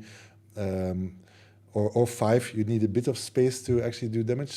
So yeah, I think Headless Hound is actually a very good card, so I give it a B minus. I have the exact same grade actually. Yeah, it is a really tricky card. I think at the beginning of the format, I probably was a little bit iffy on it, but yeah, the way it plays out, you play it in a spot where it can block for one of your minions. You can play it in the void, so it's pretty safe. And then from then on, you're just kind of rolling the dice and seeing what happens. But yeah, like there's not that many like bad places for a 4 power minion to be, really. So it's kind of funny because it is like the floor on this is like an F, like it's never where you want it to be, or it just like teleports right on top of like a 5 power minion or something and just dies. But I've also seen this where they just get lucky and they just roll and it lands right on top of your 3 power minion and they just kill your minion with it, and then you can't really like put something next to it to like then kill it the next turn. It's just gonna teleport again, and then it just like did the same thing again. Like I've gotten 3 for 1 against this card, and it also just like gets in for a bunch of damage. But sometimes you do get unlucky and it's just kind of randomly out there. But But yeah, the facts are, I think, around turn 4 or 5, when you have like 4 sides, like the amount of areas that you are able to hit is very high, actually. yeah, So, yeah. It's normally pretty useful. So yeah, I always include it. Okay, the next card's going to be a Kite Archer. This is 3 mana, 1 air threshold for a 2 power exceptional mortal. It has ranged, and immediately after performing a ranged strike, it may take a step. So unfortunately, it doesn't move before it attacks. That's the thing that we really want our ranged units to be able to do. So it's pretty bad. I don't know. I really don't play this card very often. So I give it a C minus. I guess it's reasonable, but probably worse than C minus. I don't know. D plus. What do you think? for me, it's a complete waste of space. For me, this is a really D minus. I will never play this card, just because range is not that impactful if you see it. If it would be, as you say, take a step and then attack, then it would actually be playable. I don't know if it still would be good, but then it would be definitely okay. But now it's way too expensive. With our 2 legends, you have 2 mana for 2 powers. Yeah, Archer, the Huntress. Taking that step is never really relevant, so it's like no, D minus. Next one, Moon Clan Werewolf for 3 mana, a 3-part minion with 1 air threshold, an exceptional monster, and it has sacrifice an allied mortal. Summon Moon Clan Werewolf from your hand to the mortal's location. So 3 for 3, definitely good. Single threshold, so I want to have many in my deck. That's just a basic stat line. I like the 3-part minions. It's easy. And then the extra ability to sacrifice an allied mortal and to have it summon can actually be very strong. So what you want to sack is, of course, a token that you probably summon in turn 1 and turn 2, perhaps. And then on turn 3, if you cast your 3-part minion and then sacrifice a token and cast a Moonclan Werewolf, then you have 6 power on the board on turn 3. With a tower even could be possible in turn 2. So the acceleration, if you think tempo, this is not to be underestimated. So Moonclan Werewolf, good card. I don't go that high to give it a B minus because it just doesn't happen that often, but it's definitely a C plus. Yeah, this is one exceptional that I've hardly ever seen, which is weird because like everyone who sees it is gonna take it and play it. So I don't know. It must just be my experience that I just haven't really seen this in play very often. But like, yeah, I think at first glance you read the like sacrifice a mortal part and you're like, okay, I'm never really doing that. But yeah, there are just tons of mortals. Sometimes your mortal is just gonna be in a spot that you know it's about to die anyway, and you can just cash it in for 3 mana basically. So yeah, I think I'm always playing this, but yeah, I don't think it gets bumped up to B minus either. I give it a C plus. But I recollect a few times that it happened to me on turn 3, definitely. and the reaction is always the same. Like, no, you spent your mana, and then, oh, wait a minute, and then, oh, I'm really in trouble right now. So if the effect hits, then, but so it's very limited. Like if this happens on turn 5, 6, then the effect is gone, but it's really an aggressive card. So it's good. Yeah, I guess importantly, we should just point out like it's not it transforms into Moonclan Werewolf. It will still have Summoning Sickness, which is kind of weird because I feel like the flavor is actually that it's a mortal transforming into a werewolf. But, kind of weird there. Okay, next card is Peregrine Apparition. This is 3 mana, 2 air threshold for a 1 power exceptional spirit. It has airborne, movement +3, and void walk. It's 3 mana for a 1 power minion. You just can't really do that. They put a bunch of cool abilities on it, but I don't think any of them are gonna make the difference. So I give this an F. I agree. It's a bit gimmicky. Like it facilitates shenanigans, but it's just not there, and it's just too weak. So movement 3 +3 is amazing. Like if you can buff this in some way, but yeah, at this stage it's just not there yet. Next one, Phantasmal Shade, 3 mana for, again, a 4-part minion, also with 2 air threshold, an exceptional spirit. When Phantasmal Shade is struck, destroy it. This card is definitely okay to good because it just has very good stats, 3, 4, 4. Of course, if you run into tokens, etc., then it's not amazing.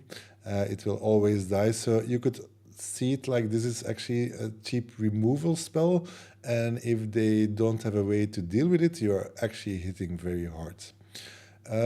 So if you play it on turn 3, it will just trade off with anything basically. Later in the game, it has a bit more potential. So yeah, I like the card. It's definitely fine, but it feels more like a removal spell. So I give it a C+. I will always play it.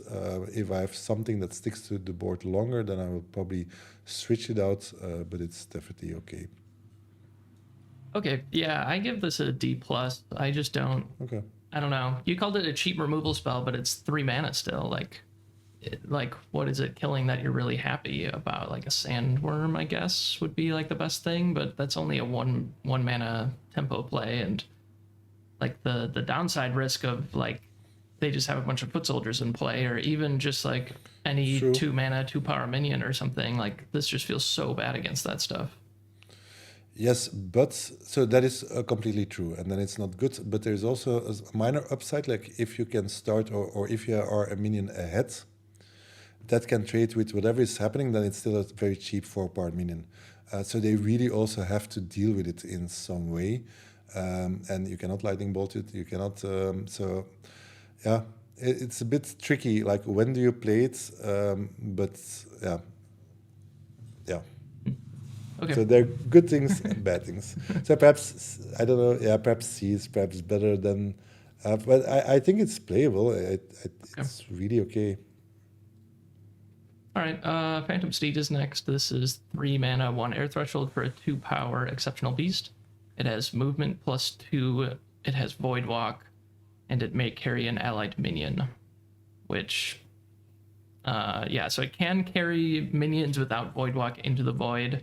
Just like Hast Eagle can pick things up and grant its airborne ability to things, this can pick things up and grant void walk to them. And then as soon as they move away from the beast, then they will get banished because they don't have void walk anymore. So that's not like super relevant. I've never seen someone actually do that where they pick something up and move it into the void, but technically you could do it. Like maybe if you get courtesan theist or something, and then they they like pick your things up and run them into the void or something. But yeah, it's just not very relevant. So again, we have another 3 mana 2 power minion, which isn't like the worst thing ever, but it's like so much worse than basically any 2 mana 2 power minion. Like movement +2 is cool. I guess this can get aggressive and get some damage in, but I just would rather have 3 power and none of those abilities. So I give this a C-. Yeah, I nearly played with it at Sorcery Fest. It was really my last spot, and then I swapped it out for something else. So the abilities are quite good. Like May Carry an allied minion is actually an ability that I really like because it facilitates ranged more so. +2 movement is a lot. With +2 movement, you basically reach. It's not nearby. It's not airborne, so it limits a little bit, but still, it's more than enough to be okay. But that is really why you need it. As the card itself, 3 mana for 2 part minion, that is not enough. So I would say it's more like a build around card if you have stuff. Or if you have a lot of bigger minions, then perhaps. But like also, this one doesn't have as charge. Um, so yeah, you also see what is happening. So I agree. It's unfortunately I like the card, but it's probably C minus to D plus. Yeah, I feel like it's close to getting Yeah. the playable grade, but not quite. Because honestly, I like the Beast of Burdens. 2 mana for 2 power minion that just has one step, but it can carry. That also facilitates ranged, but it's just cheaper. So no. Next one, Face Assassin, 3 mana for 3 power minion, 2 air threshold, exceptional mortal with Void Walk. Whenever Face Assassin enters the void, he gains stealth. This card is really strong. You always want to cast it in the void because there's always a place next to his minion or his side that you want to cast it. And thus it comes into its stealth. Even if they would like to lightning bolt it, they have to place a side, etc. So it's always annoying. It can block right away if you want to. And then the great thing is, like, if you are ahead, you can just cast it where it's really difficult to reach and deal with it.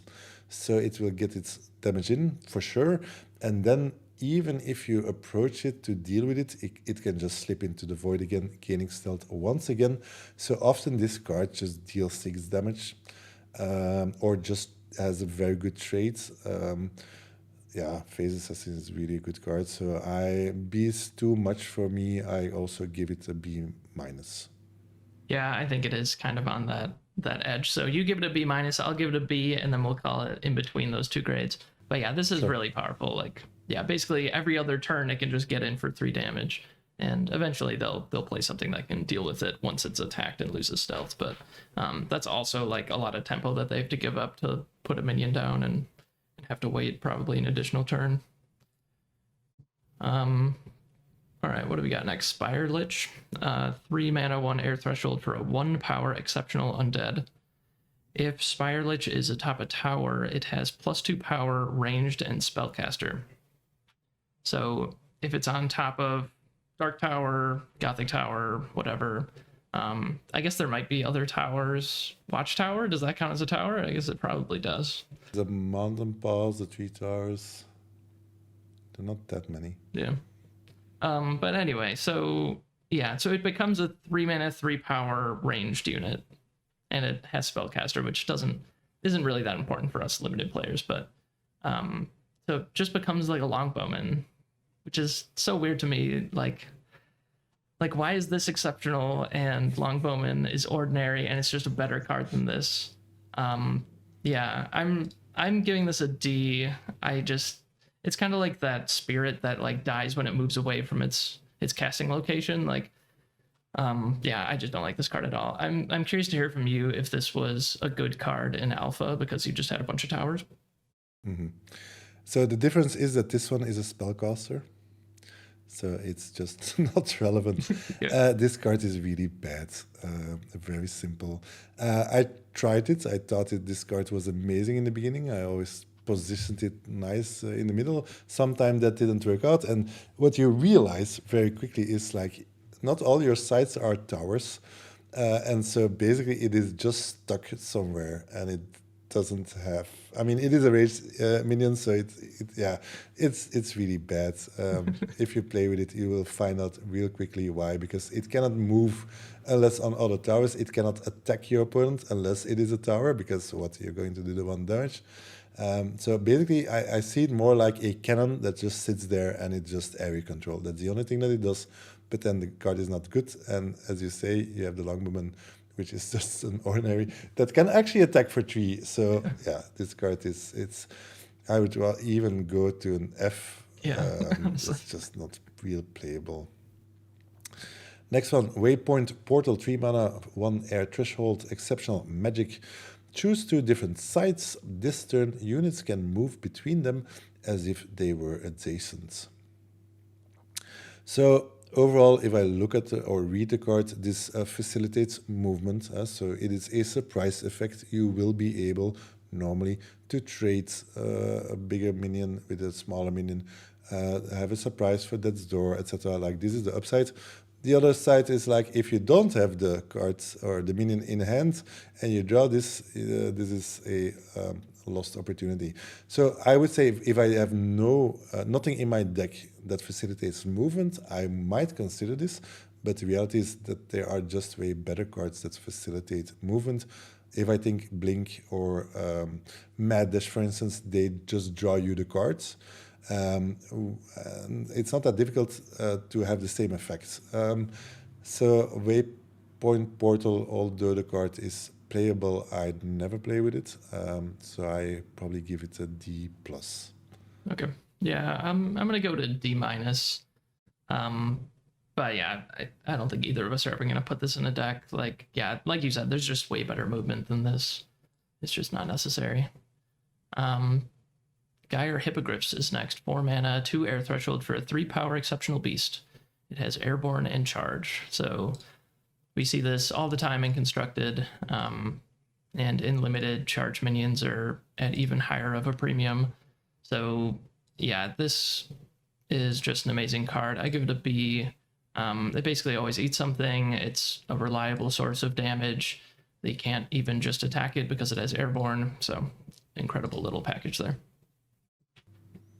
I completely agree. Solid B.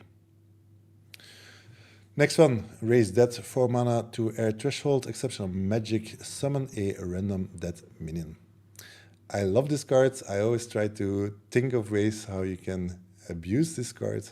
But yeah, the random dead minion is always a thing. So you have the criterion mechanism where you can choose, etc. But the whole setup. So I like it actually to think about it. In limited though, probably by the time, so or you have 4 mana, which means that probably the best thing you can hope for is a 3 mana minion that died already that hopefully you get back. But then your opponent probably also has a minion in the graveyard, so which one is it? Later in the game it becomes completely random, where probably a lot of 2-part minions have died, etc.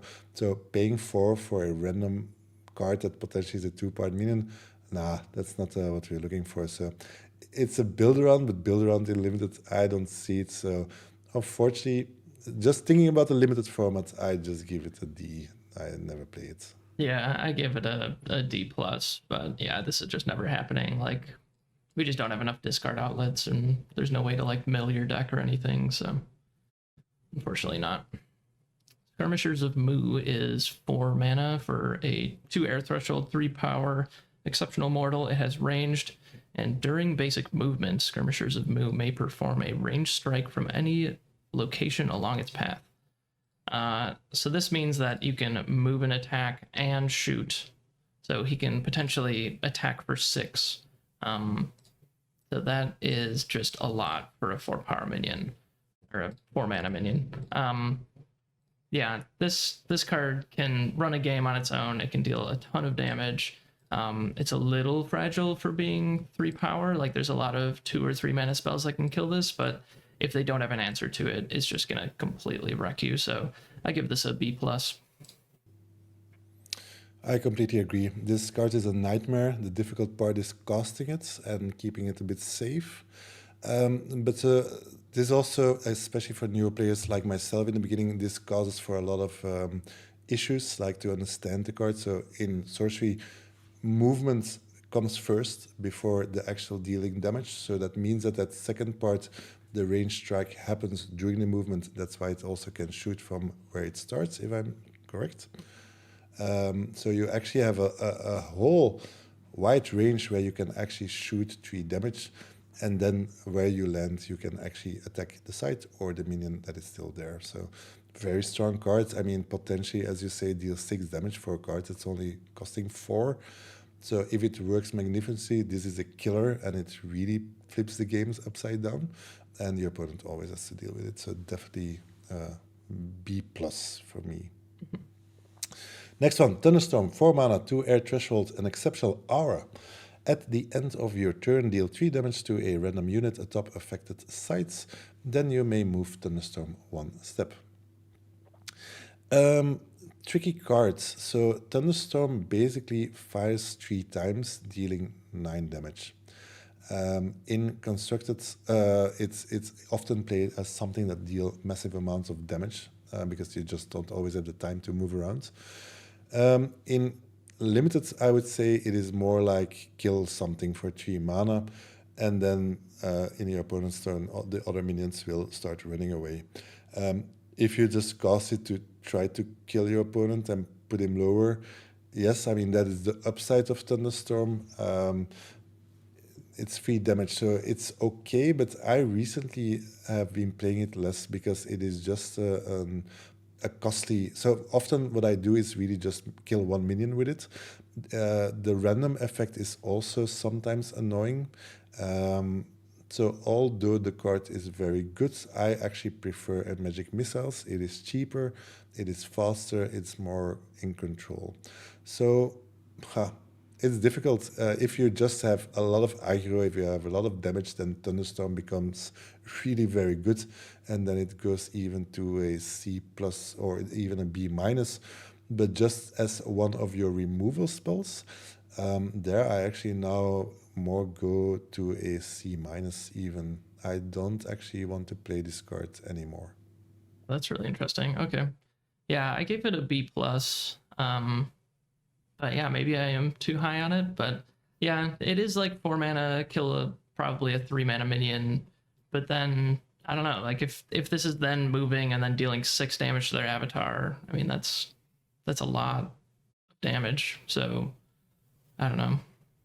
I feel like you can't underrate that part of it. And like you're not really ever gonna kill your own thing with this unless you really have to like risk it and play it somewhere where there's like a 50-50 shot of it killing your thing or something. But yeah, but often you also have to look out where your minions are. And I also had like sometimes they have a Putsch Butcher in play, for instance, and then like yeah, if it just hits the Putsch, then it's just for nothing. So I cannot always control it. So I mean, if it does, as you say, of course it's amazing. You kill a minion, deal 6 damage to your opponent, but that is not what happens all the time. Mm-hmm. Okay. All right, so next we have Dapple Vampire. This is 5 mana, 1 air threshold for a 4 power exceptional undead.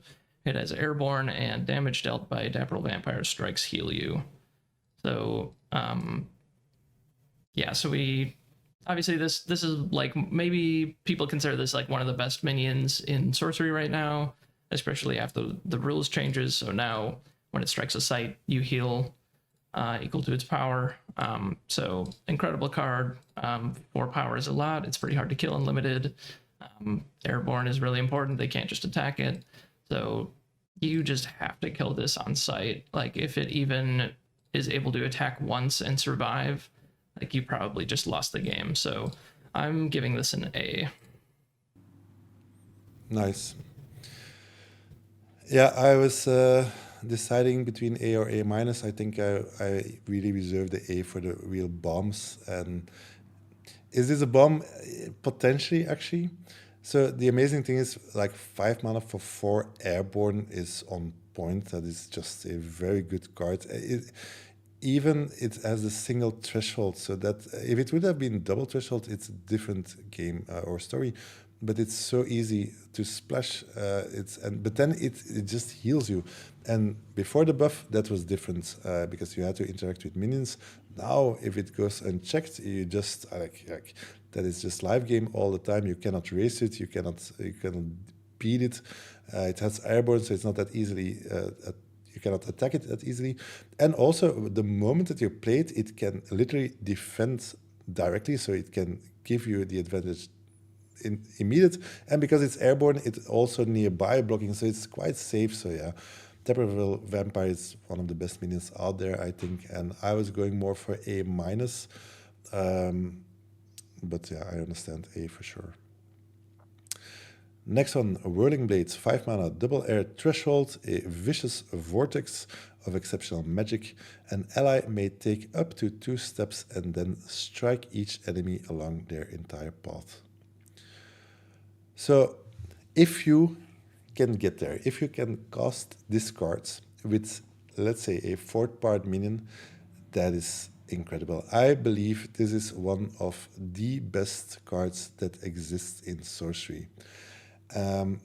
Because movement is already everything in Sorcery, and this gives movement like +2, but it already strikes. So with a 4-part minion, that means you get 8 damage for free, and then it's still untapped, and then it has its movement effect, and then it can still attack without having taken any damage, have removed anything that you basically want, or whatever block they set up. So this card is easily a 3-for-1 sometimes, or 2-for-1 for sure. It's absurdly strong. You have to get there. I mean, you have, like, if you do this with a 2-part minion, that is different. Unless the 2-part minion has, for instance, lethal. Then it's again amazingly good. So it is super flexible. I like Whirling Blades a lot. It's definitely high on the pick rates. It is on that Poison Nova range, but the other way, like I will kill you really, really hard. It's also a kill spell. If your opponent is on death's door, you can kill. Yeah, this card is amazing. So this is a real bomb for me. So here I definitely go for an A. Yeah, I give it an A as well. And yeah, to note, it strikes on your starting location and the 2 steps that you take, because it's along the entire path. So yeah, it just does incredible amounts of damage. Like there's no ceiling to the amount of damage this can deal, because it deals damage to everything there. And yeah, obviously we love movement, just an incredible card. Basically always picking it when I see it. Okay, so next we are moving to artifacts. We are starting with Lucky Charm. Lucky Charm is a 1 mana exceptional relic. Bear's controller has, whenever you would determine an outcome at random, determine it an extra time and choose 1.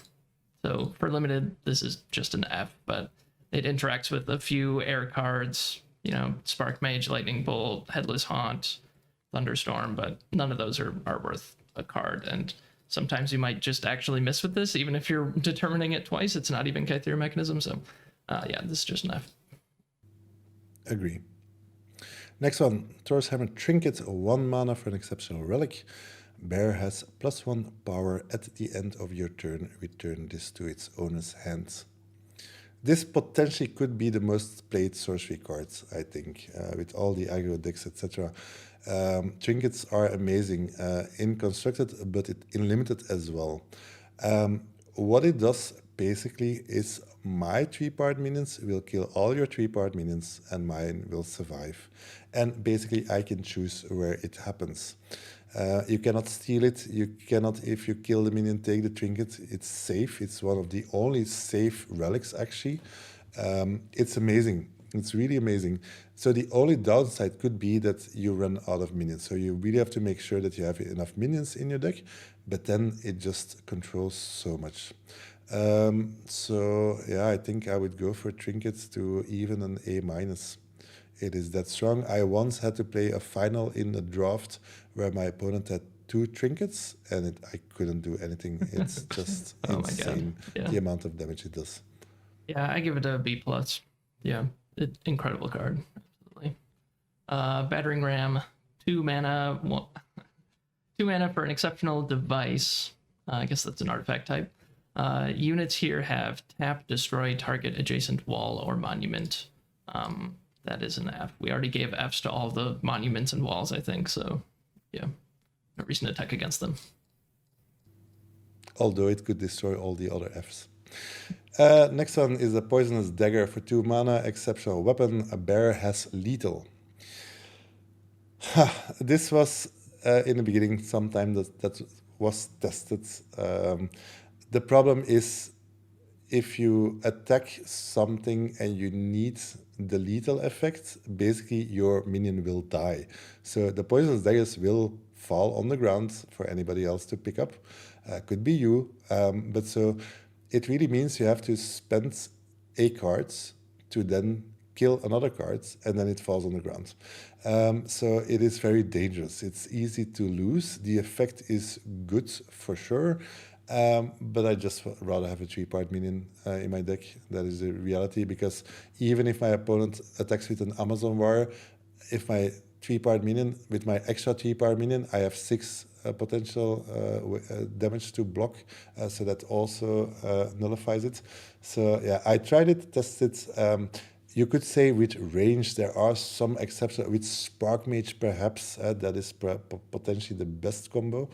And that is probably the only way how I would play this card. For me, it's a build around C.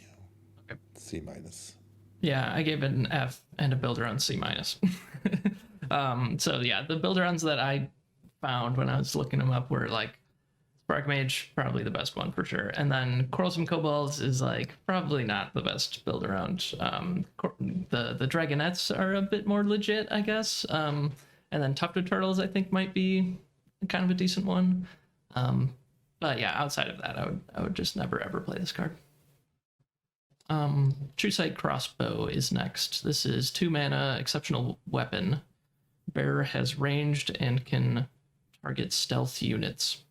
So I don't know why it says target, but that must just be like before some rules change or something. But I'm assuming that just means its projectiles from ranged can now strike stealth units, which it normally would just go past them. So I don't know. I really don't like relics like this. Because yeah, at some point you're probably just your unit's gonna die and something else is gonna pick it up, and it might be you, might be them. But this one, I don't know. I feel like there's maybe some potential here. Like if you look at this as if it's like a shatter strike, it's like you just play it on your minion and then they tap to kill something rather than trading for it. There's something there, I guess. But ultimately, I'm gonna prefer not to play this.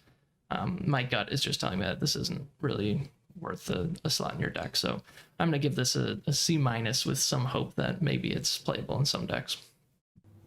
So the hope that you're describing, that is definitely the mark of a complete trap.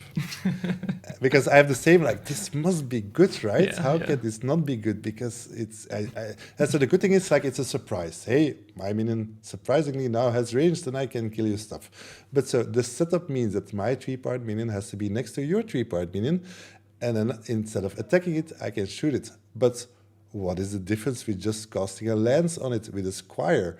Then I will also kill it. And so the other difference is, of course, if they want to block it, etc.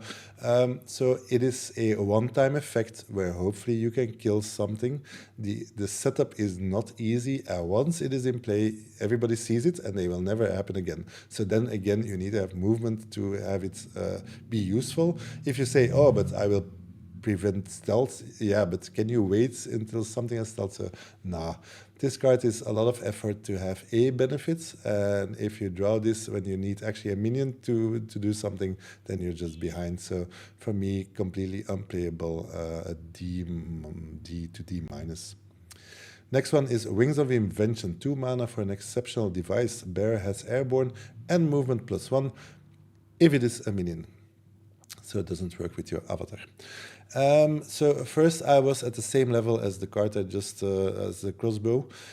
Now I look at it a little bit different. I still think it's not playable. I still give it a very low grade.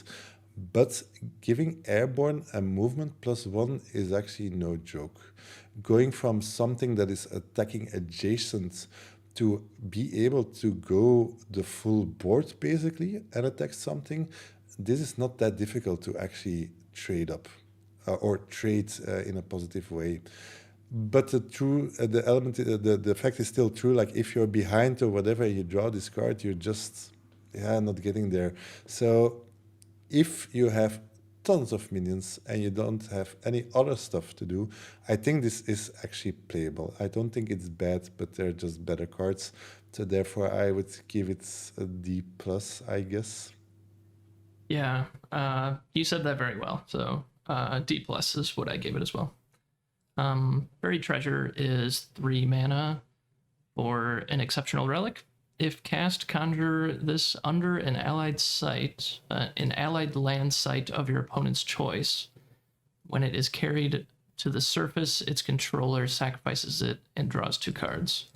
So it gives you this little mini quest to cast this. Your opponent chooses a site, and then you get to burrow a minion there, try to bring it up, and then you got the treasure and you draw 2 cards. So if this was just 3 mana draw 2, I'd be into it, but all of the tempo that you have to give up to put a minion down there and then bring it up, and then also how many burrowed minions do you actually have in your deck, I've never seen this played or triggered, so I'm giving this a D-. For me, it's a complete F. This is, I love the card, I love the concept, but this card is just stupid. Even if you cast it on turn 3, then it's manageable, and then perhaps your Pit Viper can reach it quickly. But the funny thing is, like, Buried Treasure is a card, and it lets you draw 2 cards. So if Buried Treasure was just another card, you would just only gain that 1 extra card. So the only thing that it does is, like, you draw 1 card. Otherwise, you just have already the card. Yeah. So yeah, it's absurd, unfortunately. Next one is Iron Shackles, 3 mana for an exceptional relic, may be conjured to target enemy minion. Bearer is disabled. So if you have looked at our review of the ordinary cards, then my assumption was that I don't play with Dispel or Disenchant because I just cannot play with it. And this is the anti-card. So Iron Shackles, the fear is, like, what if they remove it? If they remove it, it can be potentially scary. I Iron Shackle your Amazon Warrior, and suddenly the thing is gone, and then it kills my Sandworm. That is horrible. So I was always a bit afraid of Iron Shackles. But the fact is, nobody plays with removal, basically. You have the option to disable something and perhaps even kill it, because disabled minions don't find back. But yeah, I think Iron Shackles is one of the easiest premium removal spells that exist. Because, yeah, nobody plays the removal spells, more or less. There are some cards, perhaps fate changing, but that's also not played a lot to return to a hand or whatever. Perhaps with swap it will change, of course, because then it's really nearly unplayable. But just in beta with Arthur Legends, this is actually amazing.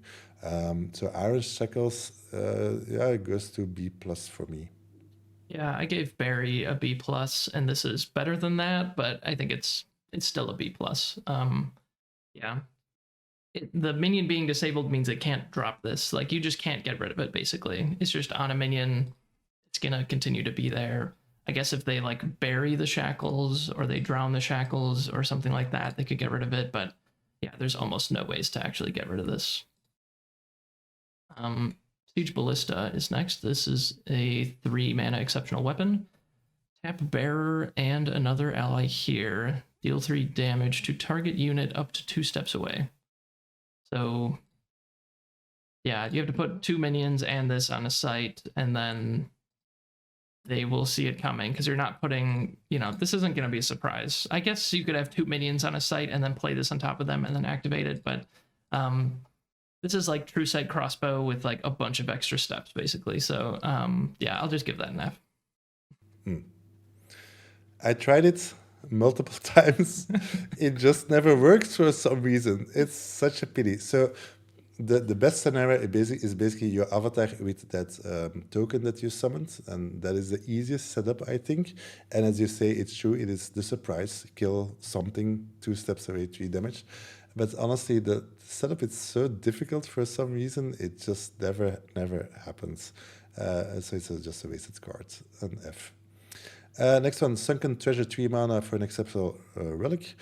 Lost at Sea, this one. If cast, conjure this under an allied water site of an opponent's choice. When Sunken Treasure is carried to the surface, its controller sacrifices it and draws 2 cards.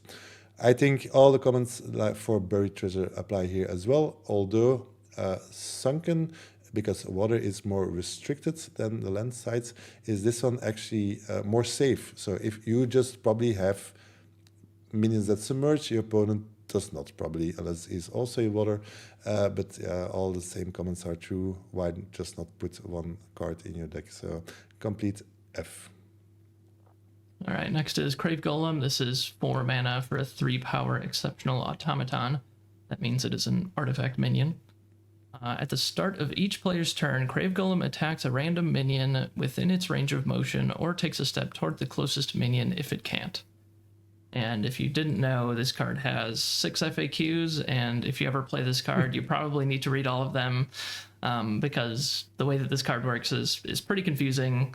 And honestly, I'm just going to let you read the FAQs because I'm probably not even going to be able to explain it correctly. So I really don't like this card. I know that you said something about it being playable earlier, so I'm really curious to hear your thoughts on it. I have played it a few times, and I have had the situation where I just play it in front of their 3-power minion, and you pass the turn, and then beginning of their turn, it just kills their minion. And I was like, okay, like, that's fine. You know, I spent 4 mana, they probably spent 3 mana, and so I'm like a little bit down on that exchange, but at least I got something out of this card. And then I had the situation where I was like, okay, I'm gonna be a little bit greedy with this. I had the option to play it in front of the 3-power minion, and I didn't. I was like, I'm gonna wait. And then I got an opportunity to play it in front of a 2-power minion, and I did, and it killed their minion. And then from there, it just completely backfired because I like had another minion on board, and then they played a minion and theirs had airborne or something where this can't attack it, and then like at the beginning of my turn, then it starts moving toward my minion, and I'm just like, oh no, like I'm just gonna have this trade for one of my own minions. And yeah, it's such a nightmare when that happens. So from now on, if I ever have to put this card in my deck, I'm just going to put it in front of a 3-power minion. It's going to trade off, and I'm just going to move on with my life because I just don't want the situation where this is stuck on the board chasing my other minions around. And the thing I actually ended up doing is I used my Belmont Longbowman to shoot a projectile and kill my Crave Golem. That is sad. So I'm giving this a D+, but I'm curious what you think about it. That is actually the perfect description of this card. It's your own worst nightmare. It can just go anywhere where you don't want it to go. So I was a long time ago in the beginning, I was on a D. Now I'm more as a C. It is playable, but only in the option that you described. Just kill a 3-part minion with it. Because 3-part minions are good, like you have Longbowman, whatever. It just is a kill spell, which is an expensive kill spell for 3-part minions. That is what it is. And then it's okay, because there are a lot of good 3-part minions. So that is the only reason. But often, if I can pay anything else, I will do so, for sure. But it is... yeah, you can play it, fill your deck with a Crave Golem. Next one, Flaming Sword, 4 mana for an exceptional weapon. Bear has +1 power, and it strikes splash full damage to each other enemy at a struck unit's location. So that means if you would attack a location, it will just attack everything, and it has +1 power. So if I tell newer players, like, don't place your minions on one side unless you have to, there are multiple cards in Sorcery that will punish you for it, but this is definitely one that will punish you very hard. And I lost a game, at least one game to this card. But the flip side, it's not amazing. It does not really happen that often that you will find multiple minions on one side, perhaps with an avatar, etc. But if you lose it again, it goes to your opponent. It's expensive, the 4 mana. So I think the real good thing is that it also gives +1 power. That is always scary. Of course, if you can combine it with something else, grab a shot, whatever, but it just doesn't happen that often. So it's too expensive of what it is. I don't draft this anymore. I mean, if I have to put it in my deck, I will be able to do something with it. So there I would say it's still a C- because the effect is still there, but don't count on it. I would rather just play another minion. Yeah, I give this a D+, and yeah, like exactly how you described. Yeah, the splash damage just doesn't really come up that often. So like compare this to Torshammer Trinket, and I think you'll have your answer. But the thing is, like, if it happens, then probably you get so much advantage. But Rolling Boulder is 4 mana for an exceptional relic. Units here have tap, give Rolling Boulder a push. It rolls as far as possible and deals 4 damage to each other unit along its path. So this card is pretty tricky. At the beginning, I thought this card was pretty bad, but it turns out that it's one of the best cards that you can, like, pack one, pick one. I often will take a Rolling Boulder if it's in the pack. I give this a B+.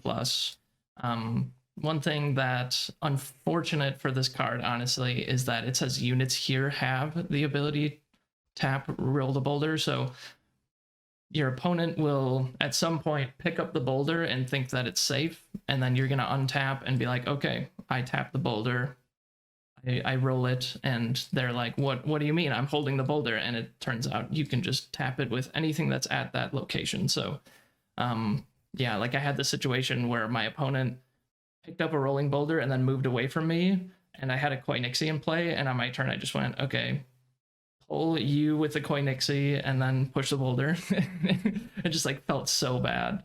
I was just like, yeah, he definitely misplayed there. So yeah, this is an incredible finisher. It's like a heat ray that can just go through anything and deal the death blow. Like if you just have it in your hand, every minion on board can have this in its hands. You know, you just cast it, and then any line of sight from any of your minions is basically fair game for this. So 4 damage is a lot. It kills almost everything. Pretty easy to get a 2-for-1 or better with this, or just deal the death blow really reliably. Something you should consider doing with this is if you're on your opponent's side of the board, then you play the rolling boulder and you push it back towards you. That way they can't get it and push it back to you. Like you don't want to just play this and push it into their avatar, because they're just going to untap and push it back to you. So yeah, try to keep control of it. Yeah, I think I've said enough about it. What do you think? Yeah, rolling boulder is amazing. The different, well, because you could say we could use both of it, but the reality is, like, you have it in hand, you know that it is coming, your opponent doesn't know.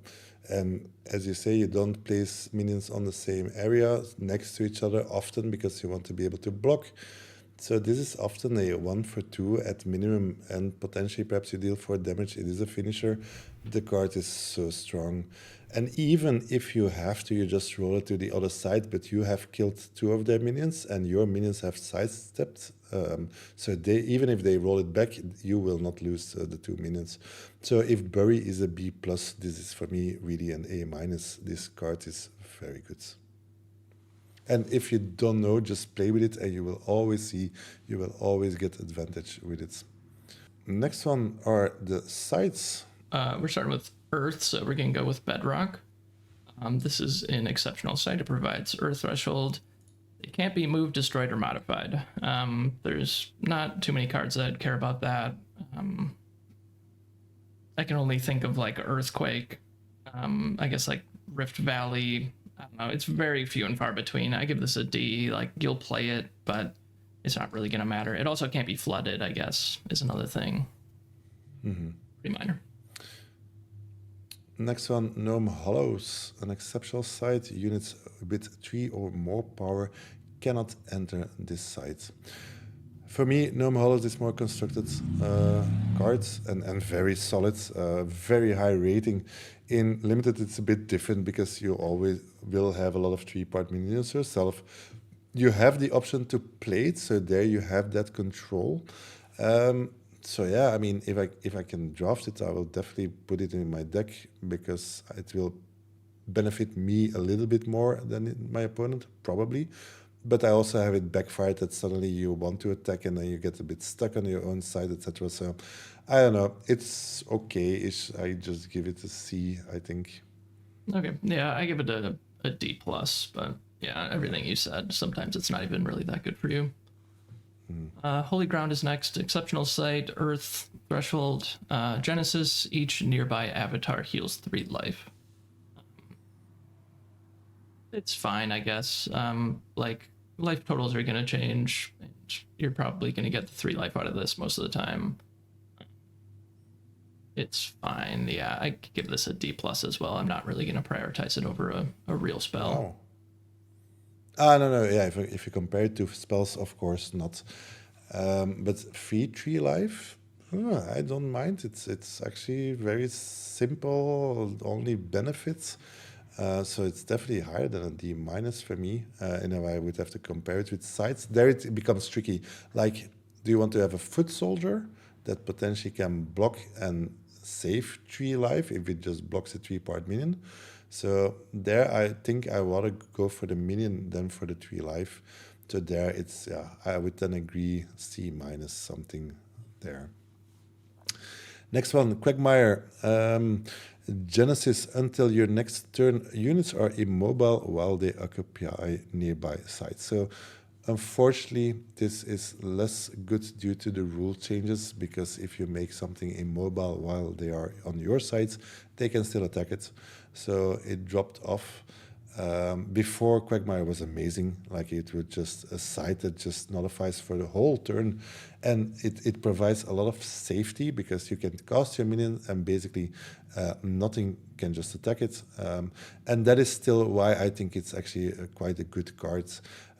If your opponent, especially in the beginning, is still on their side, Quagmire locks it down, you cause something annoying, or a ranged attack. This is actually when range is quite good.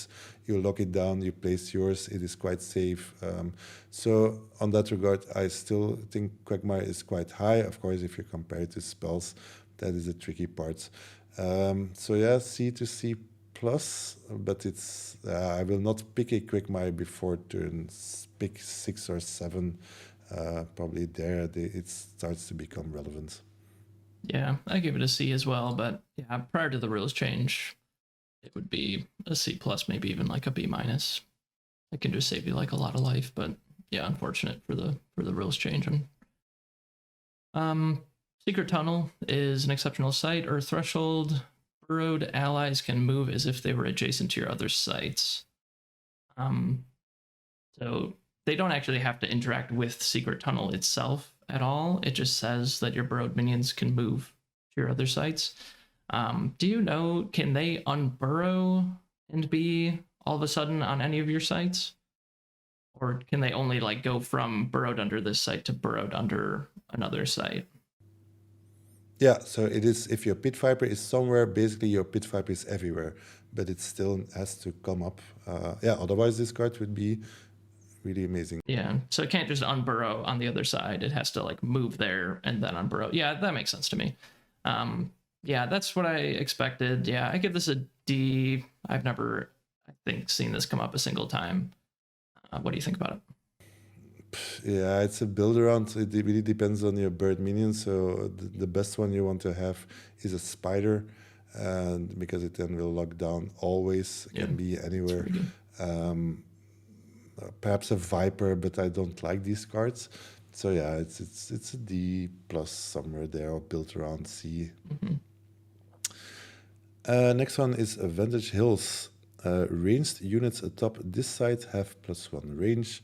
Also build around. It really depends on your range. And having said this, going from range 1 to range 2 is actually a big deal. Like, range is for crowd control, area control, but with this card, it's becomes so much bigger. The only thing is, it also is true for your opponent's minions. So yeah, if you place it in a deck, that means you have some longbowmen, whatever. So I don't mind having it in the deck. Will I pick it early? No. It is just an extra. But on the other hand, nobody will pick it. So probably you will be able to pick it up late in the draft, and then it's definitely better. But yeah, again, if I have to look like a foot soldier or this one, yeah, I already need to have like 3 ranged minions in my deck before I would consider it. And then probably the effect is still the same, area control. It will not let me kill something. Perhaps I can get 1 free damage on my opponent's avatar because he doesn't want to move and he just chooses to take the damage because he wants to draw or play his sides. So yeah, the build around C minus. Yeah, I agree with that. Okay, so we're moving on to the fire site. There's actually only one exceptional fire site, which is interesting. There were 6 earth sites, I believe. So Shifting Sands is the only one, and it has Genesis. Reactivate the Genesis abilities of your nearby deserts. So I'm guessing this was actually pretty decent in alpha, but Exactly. yeah, you're just not gonna have many deserts. So I give this like an F, but a build around D. If you have a couple deserts, then you might be able to reactivate one of them. That's about it.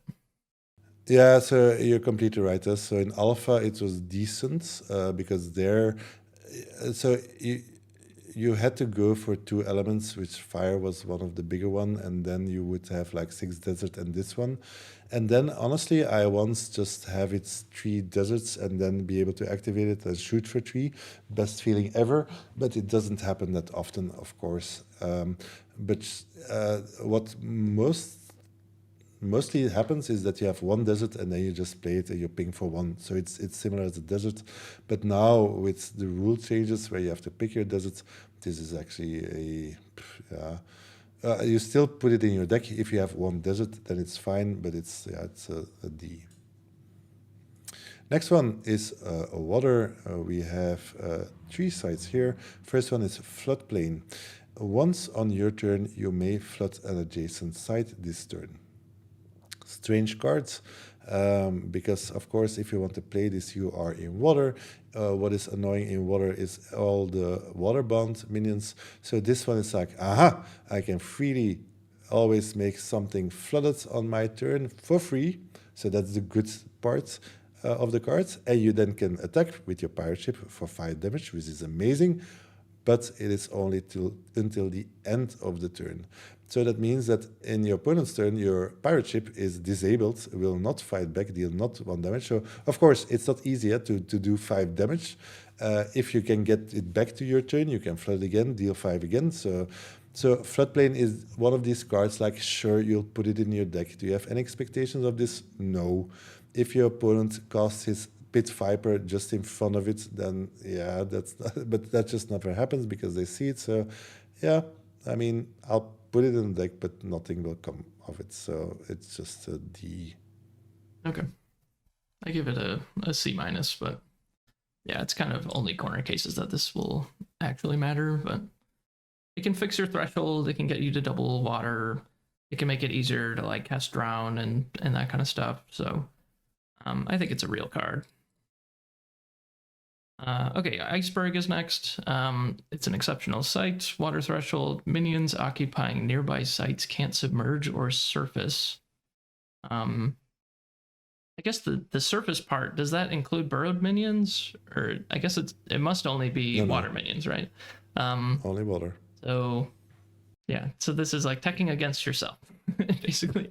Like, why is this in water? This is so weird. So I give this a D minus. It might be like an F minus. It might just make your deck worse when you put it in there. So yeah, I can't. It is actually meant to be defensive against other water decks. Yeah. But then like submerge is not, it's not a thing. Yeah. So anyway, no, it's a beautiful card. That is something I can say. There you go. Next one, Undertow. Genesis. Staying within this body of water, move target unit 1 step. I like Undertow because it's a one-time, but it is a free effect. And free effects are always good. If you can keep it in hand, you can take a bit of time. And I always talk about movement. This is free movement. So if you have it in hand, you are able to set something up where you can pull something, whether it is your minion or your opponent's minion, place it somewhere nasty and just gain advantage. So that is the highest expectation. Most of the time, it does not really do a lot, but it can happen. And just because of that potential, it could just mean a free kill. So I like it. Will I pick it highly? If I can pick it, I will try to pick it, but not before turn 6, 7. So that is then a C, I guess. Yeah, I gave this a C. I actually had a game recently that the one step from this actually really mattered. And it actually won me the game. So, yeah, obviously movement can mean a lot in some situations. So I like this card a lot. We are moving on to the air sites. Mountain Pass is an exceptional site. Minions can't enter this site on the ground if there's already a minion atop. So if there's a burrowed minion or whatever, that doesn't matter. But if there's a minion on the surface of the site, even if it's a flying minion, even if it has airborne, I think other minions can't enter. So pretty cool. It's kind of like a troll bridge kind of effect. I don't know. I don't know how much to really value that in limited. I have seen this be really annoying where someone was on death's door and they just had a minion and a mountain pass and their avatar all in the same spot and they just couldn't enter the site to deal the death blow. So that's pretty legit. So at some point of the game, it could be the most important card on board. So it must be okay. I don't know. I haven't played it that much, but I'm gonna give it a C-. I'm not gonna take it that high, but it definitely has an impact. It's it's potentially an amazing card, and it's potentially a very dangerous card because it can also be misused against you. So it also does not protect your avatar. So if you're there, you really need to have the minion to then, and then you feel quite good. So that is the highest expectation. If you place like a ranged minion on top of this, you really get protection and be annoying with the ground control. But I also had it the other way around, that basically you stand next to it, you bury the minion that's on top of it, and you gain control of it. And then basically you have an opponent's minion on your side, which you cannot enter. And I did it already, that I just did so much damage and they could not. And then you have to start lightning bolted or whatever. And then you just have so annoyed. So I stopped playing it because honestly, I'm just scared of it, that it just backfires. So if it works, it's fine. Yeah, so I'm not that high on it. I give it a C- to D+. Next one is Updraft Rich. Airborne minions atop the Rich have movement +1. And it is in air. As we discussed, air really has some incredible flyers, actually, especially also with our RTO Legends. So the card is good. I mean, movement +1. If you have a bat, if you have the pixies, whatever, any kind of movement. Also, it has changed that if you pass on the ridge, you will also get the +1 movement. So you don't have to start on top of it. The card is really good, but so it's more like a build around. It really depends on the amount of airborne minions you have. This is a solid card, and I give it a C. It doesn't happen that often, but if I have my flyers, I will always cast it on there, and suddenly you are able to block far. Yeah, I give it a C-, but yeah, I agree with everything you said. Watchtower is an exceptional site. It's an air threshold site. Enemy units atop nearby sites permanently lose stealth. This just isn't really going to come up very often, so I'm never going to prioritize it, but I guess I'll take it at like a D+ level. Have you ever had it come agree. up? Not really. Yeah. If it happens, you're very happy, but with RTO Legends, there are just better cards that deal with stealth and that actually have an upside. On the other hand, this is just a site. Like, if you have to compare it with an ordinary air site without any ability, then of course you'll place it in your deck, but yeah, will it happen? Not very likely. Then we have the sites that do not have any colors. First one is Cornerstone. You may play this site to any corner. In Limited, I don't know why you would play this. Honestly, I have no idea. Perhaps if you have the pilgrims that draw cards in, but it's also dangerous. Like, then which corner do you want to play it? If you really want to go to a player, just start with your. Anyway, just never playing this. It also doesn't provide any threshold, so it's an F for me. Yeah, I give it an F as well. Cool design, cool idea, but it doesn't actually work. Free City is next. Is an exceptional site. It has 3 power. It's a 3 power site. Once per turn, may attack or defend against enemy units here.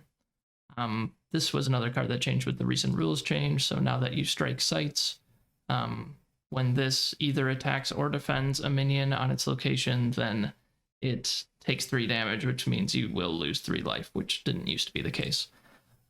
So got a big nerf.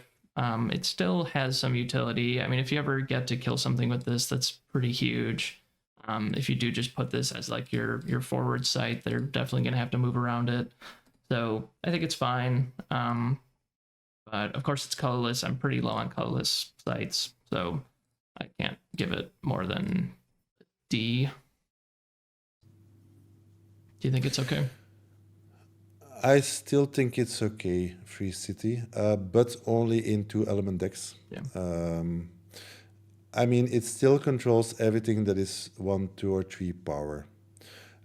So where it really got nerfed is with higher minions, like 4 powered and plus, because before you would not take damage on this side. So basically 4 powered minions or higher could not attack it because it would be nullified.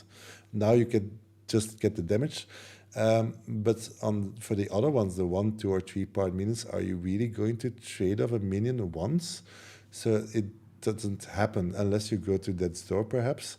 So I still think it's quite good in the early stages. It really still controls.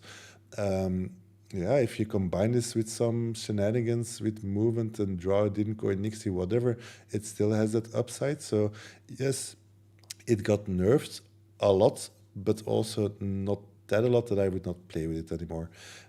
So I think now, I mean, I don't have to put it in my deck. If I have it, I will probably place it in my 2-element deck. So I go now for a C to C minus probably. Okay. Next one, Mudflow. At the start of your turn, surface or unbury each minion occupying target side nearby.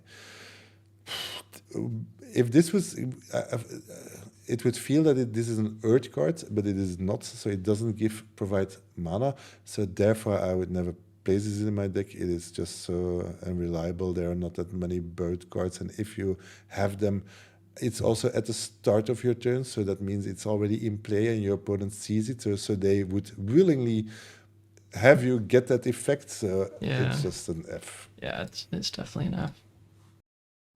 Okay, and then we do have some more sites. They are the dual element sites. So there's one for each 2-element pairing. So we have Aqueduct, Lighthouse, Oasis, Ruins, Step, and Windmill. So they're going to be 2-element sites. They don't have any abilities. So they just provide fixing for your elements. I will take these at like a C+ level. If this was in Arthurian Legends and there was more like playable spells and I wasn't worried about getting to playables, then I take these probably at like a B- level, because splashing is really important and it also messes with your mana, and these fix those situations. So what do you think about C+ for beta draft? It's high, but it's right. Like mana and threshold is so important. Especially with Arthurian Legends, where you have all the double threshold stuff. So it just makes your life so much easier. You only in limited have the 12 sides, so the chance, if you're hardcore mulligan for this, and let's say draw another 3 sides, then you see 9 sides out of your deck. So the chance that you have your double side is really high. Also, if ever you think of 3 elements, but even 4 elements, then these are really necessary. Otherwise, I would always not recommend playing 4 elements. But if you have 2 of these guys, that actually makes it possible. I've done it. And then you have a big grin and smile on your face. But yeah, just very simple. I think in 2-element decks, they are less relevant. And then I don't go to a C+. Because if you just go 6 and 6 and you draw 5 sides, I mean, you really have to be unlucky to not have your double threshold. If you have triple threshold, then yes, it becomes a little bit better. So for me, it's more in the 3-element decks that they really shine. Mm-hmm. Okay, I think that is all we were going to review today. We got through all the exceptionals. Thanks for joining me, Nick. This was a lot of fun. This was a really long one, but I'll get it out there probably on Monday. Yeah, and then we'll do our elite review next, so look forward to that. For the last video, I went back and I put all of our grades into a Google Sheet, and then I averaged our grades, and then I made a visual reference for everyone. So I will put that on the screen after this or right now, and you can take a look at that. I'll also have a link to a Google Drive where I just have an image that you can download if you want to like have it on your phone or your computer to reference at some point. I think that'll be useful for people to get up to date on the format really quickly by just looking at the image and seeing what's good and what's not. Mm-hmm. Yeah, as a final note, I would say if you like playing limited, for me, limited it's really about the ordinaries and the exceptionals. The exceptional level is higher, has more impact as most ordinaries. Or some, I think this is actually a very important review. Know your exceptionals. There are some amazing things that you can do with it, and especially in beta, I still love all the differences, what they did in the exceptional formats. Yeah, thanks for having me. It was again a lot of fun.